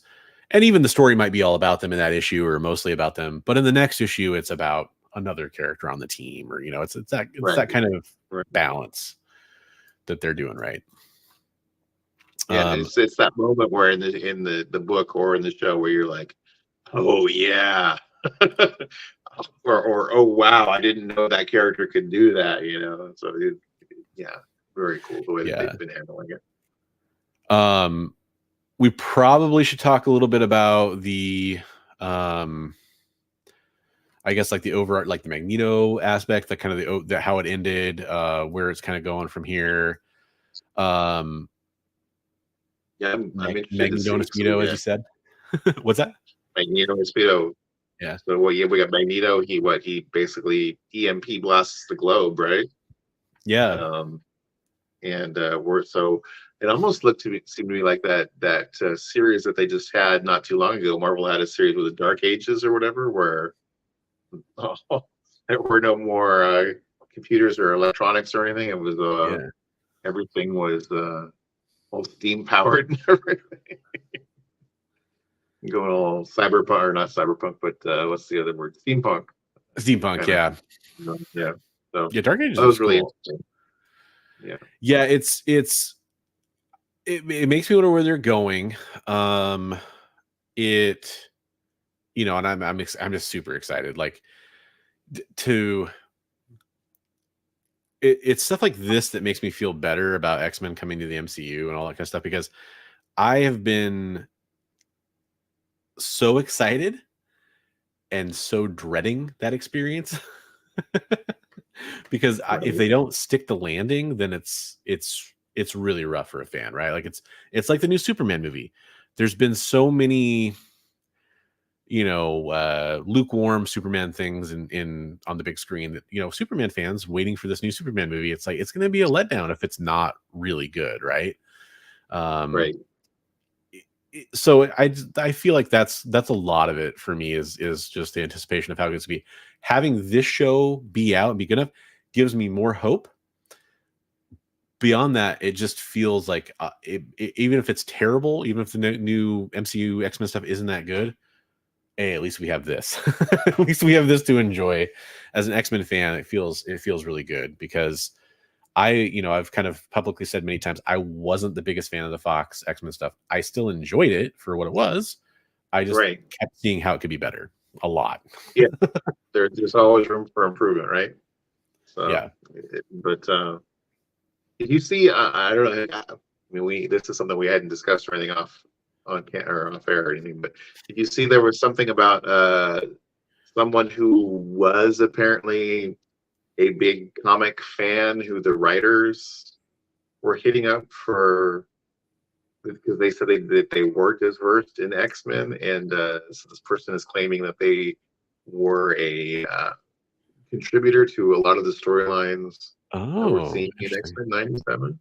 And apparently this person was known by the fella that was let go, Bo DeMaio. showrunner. Yeah, so I just saw that popped up earlier today on one of my feeds. I was like, "Whoa, that's interesting." If you find that again, hit me up. I mean, that's interesting. I'm curious to see, you know, what's up with that. But the whole that is kind of a dark cloud that's cast over this whole show, because it seems like, whatever the case, Bo DeMaio was a big part of probably what made this as cool as it is. I'm sure it was a team effort in a lot of ways, and a lot of you know, he was a head writer, he was the showrunner basically, and he's not going to be back for season 2, right? Like, so that's kind of the weird element. Like, so I don't know if maybe that ties into like what they're going to do to kind of replace that. I don't know. By the way, shout out to Wicotron, joined us after finding Frank Miller Black Panther versus Soul Reaper cover. I'm not supporting him anymore. I don't know that. Well, I'm not familiar with that Black one either. Panther versus Soul Reaper. I know his last cover. He did another Wolverine. Did you see the other Wolverine cover he did besides the first one that was really bad? I mean, it was really bad, right? Yeah, that was pretty terrible. There's a second one he has out, I think, that is not much better. He's saying, "Oh God, don't put that on the screen." Oh, I don't know, man. Like I sorry to highlight if you didn't want it to be. I actually am curious to go see it now. Cyclops one where he basically becomes Star-Lord for a bit. I like it. The space. Yeah, actually, that's a really good series. That's the one where he goes and it's young Cyclops goes and hangs out with Corsair.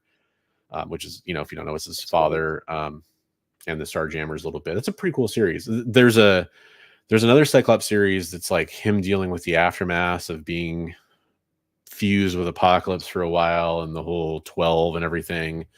That is not as good, but it does have some pretty cool Mark Texeira art in it. But other than that, it's not as good. Yeah, that Cyclops series was good for sure. Spoilers. Spoilers. I hated it for the first page or two. Really didn't like it at first, but Bronze is all about Cyclops, so I pushed through, and I'm glad. Yeah, I think it's good. Cyclops solo stuff. There's a Marvel Comics Presents. You know, Marvel Comics Presents were always like the 2 stories in one, right, or more in some cases. There's one where he kind of does like almost like a mystery type thing with Banshee. It's like a mirror. I think it's called the Mirror Island something. I can't remember what the name of the storyline is. But if you can find those stories, that's actually probably one of the earlier like solo, even though he's with Banshee for a big chunk of it, Cyclops stories. It's pretty good. But honestly, the one you're talking about, the Star-Lord one, that's actually better. Spoilers, just kidding. Okay. Yeah. So yeah, if anybody else in chat has anything about X-Men 97 they wanted to mention, or I mean, I think the big takeaway here is we got to see Magneto in a thong. I mean, that's, Yeah, Magneto and Speedo.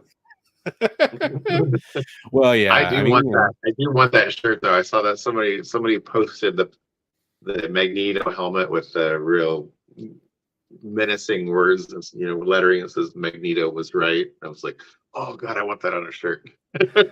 Yeah. No, that was cool. That was cool. What?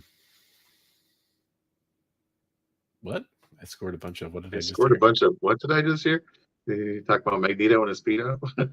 Oh yeah, no, yeah. Magneto. I say Magneto in a thong because that's basically what it is. But he's wearing a Speedo in this latest episode. It's disturbing. It's always wearing. Right? Yeah, the thong is ever present. Hey, I thought that was interesting at the end that gosh, I can't think of the bad guy's name. Bastion. That Bastion had Magneto's powers. It seemed like at the end. Well, I mean that's a Prime Sentinel thing, right? Like they can kind of absorb powers and I mean, well, it's also a Nimrod thing. Bastion is basically Nimrod and Master Mold together. Right. Spoilers, I guess. I don't know. But spoilers for people who only are watching the cartoon and didn't read the comics. But yeah, it is interesting. I did want to compliment the voice actor, and I had been loving the voice actor for Bastion, and I finally realized who it was. Well, I don't know the actor's name, but I just watched him in The Gentleman, which was a streaming series on Netflix from Guy Ritchie, who, if you don't know, he did like Lock, Stock, and Smoking Barrels and Snatch, and a movie called The Gentleman, which I haven't seen, but I did watch the series. The main actor from that was doing the voice actor for Bastion, and he does a killer job. So yeah. Yeah, when I first heard him talking, it sounded like a more under control Jeff Goldblum. I was like, is this Jeff Goldblum playing this guy's character? It's very toned down, like but yeah. And there was another actor that I kept wanting to say it might be instead too. Like, it sounds a little like something, and I can't remember who it was, but 10 free copies of Secret Wars 5 2015 after earthing half a short box of them in a basement of a comic store that doesn't want to be named. Well, congratulations. Yeah, very cool. Yeah, there you go. I was just gonna say it. I watch horror movies before bed, and The Elf on a Shelf is the scariest thing I've ever seen in my life. Is there an Elf on the Shelf horror movie? That doesn't surprise me, I guess. But I need to watch the movie. Ever since I finished the series, unfortunately, after I finished that series, I jumped right into Fallout, which we talked about a little bit, and then I jumped into I'm watching Shogun right now, and it's just been good show after good show after good show, and then of course X-Men 97 every week. But that's not all the episodes are released at once.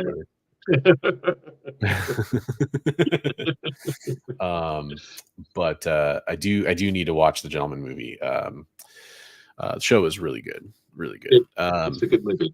It's a good movie. Cool. Well, I think that's probably it for X-Men 97, which pretty much concludes our do I have Secret Wars 5 from 2015?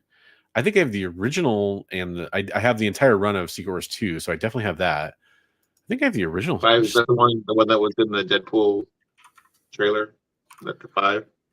Oh, is that the one it is? Because I have the first issue of that series. I picked that up at Frankenstein Comic Swap, actually. I have to see the cover. Oh, right. Yeah. Yeah, and that's a That's a key too, right? Well, it I is think that's a now. key. Well, no, I think there's some. I think it's the first appearance in it or something. My brain yeah. wants to say that cover has something else going on. I think it's an FF first appearance or something. No, I gotta look. Something to do with the maker.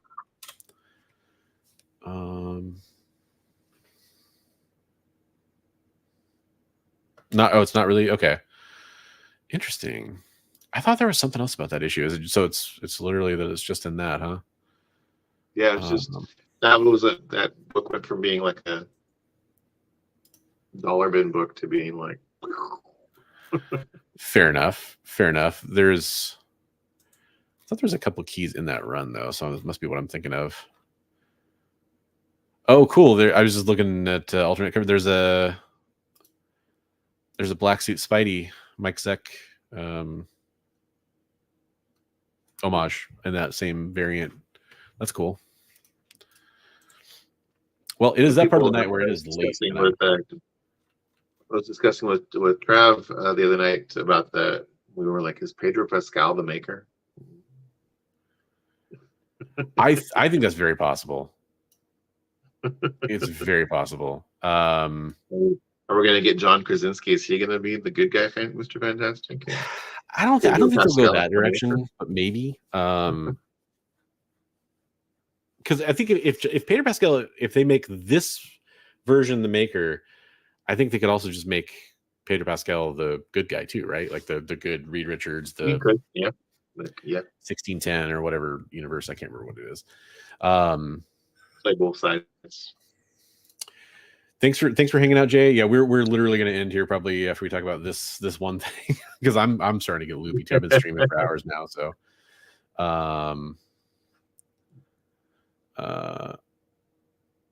well, so that's all. That's an interesting topic. It's a total FOMO book. I feel slimy selling them for what they go for on eBay. I always like, my thought on that is, if you don't want the book personally, but other people do, it's in demand. I say, hey, you know what? Feel free selling it. I understand if you feel slimy about it. If that's the case, then sell it for a little less than it's going for everybody else, so somebody has a chance to get a slightly cheaper copy than they would from all the other people or whatever. But I mean, if they want it, I think that's fine. That's kind of how things should work. I don't like the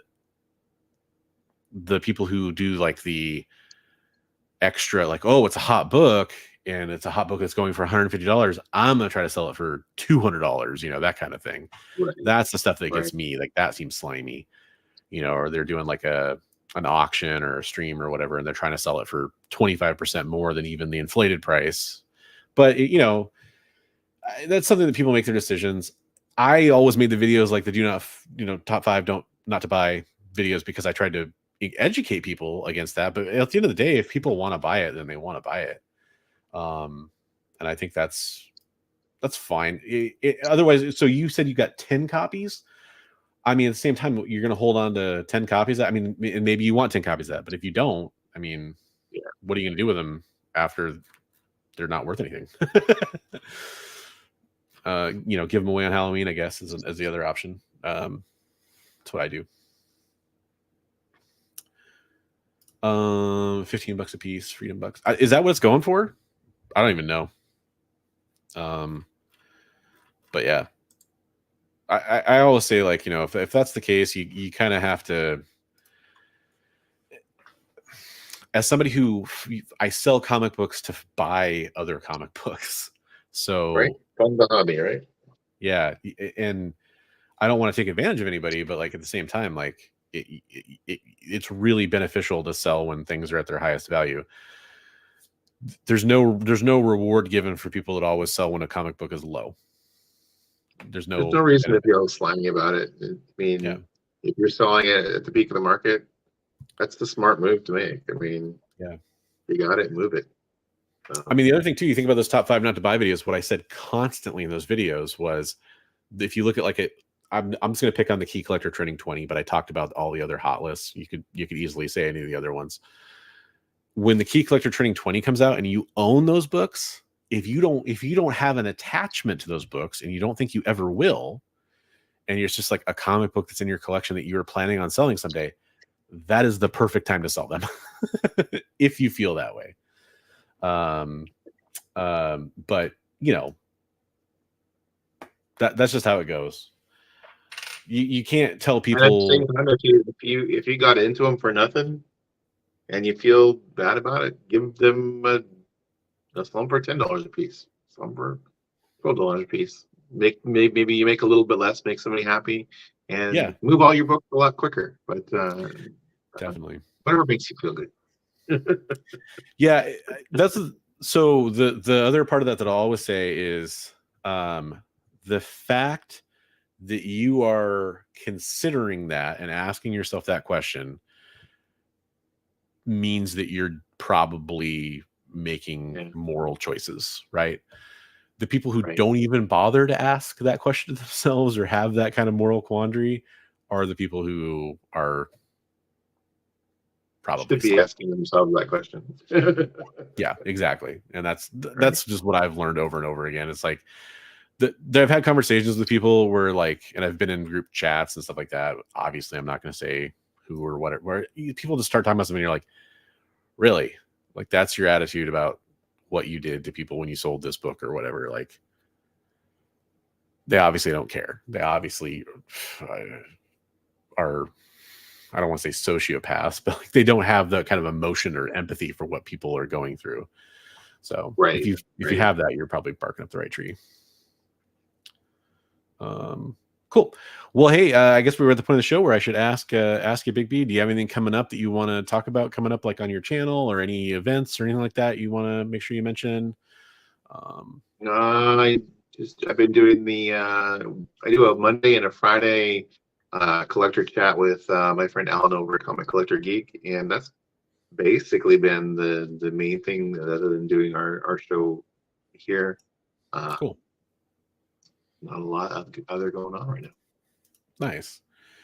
I launched the merch store, which again, hopefully I know there's people that have been asking for a long time. It was really cool. One person in my Discord like instantly made an order, and they were like, "Oh, cool! I'm planning on wearing this at my comic shop." They run a comic book shop, so they're like, "I'm gonna wear this at my comic book shop." I'm like, that's cool. Like, I was hoping some people would be interested in that. It was a long time coming. That's awesome. And then the documentary, like you said, I'm working on. I'm going to try to get that thing edited and done and out there so I can finally move on to other stuff. I don't mean that like in a negative way as far as like the topic or what I'm making, but it's proven to be an annoying video to make. Monumental task you were undertaking. Yes.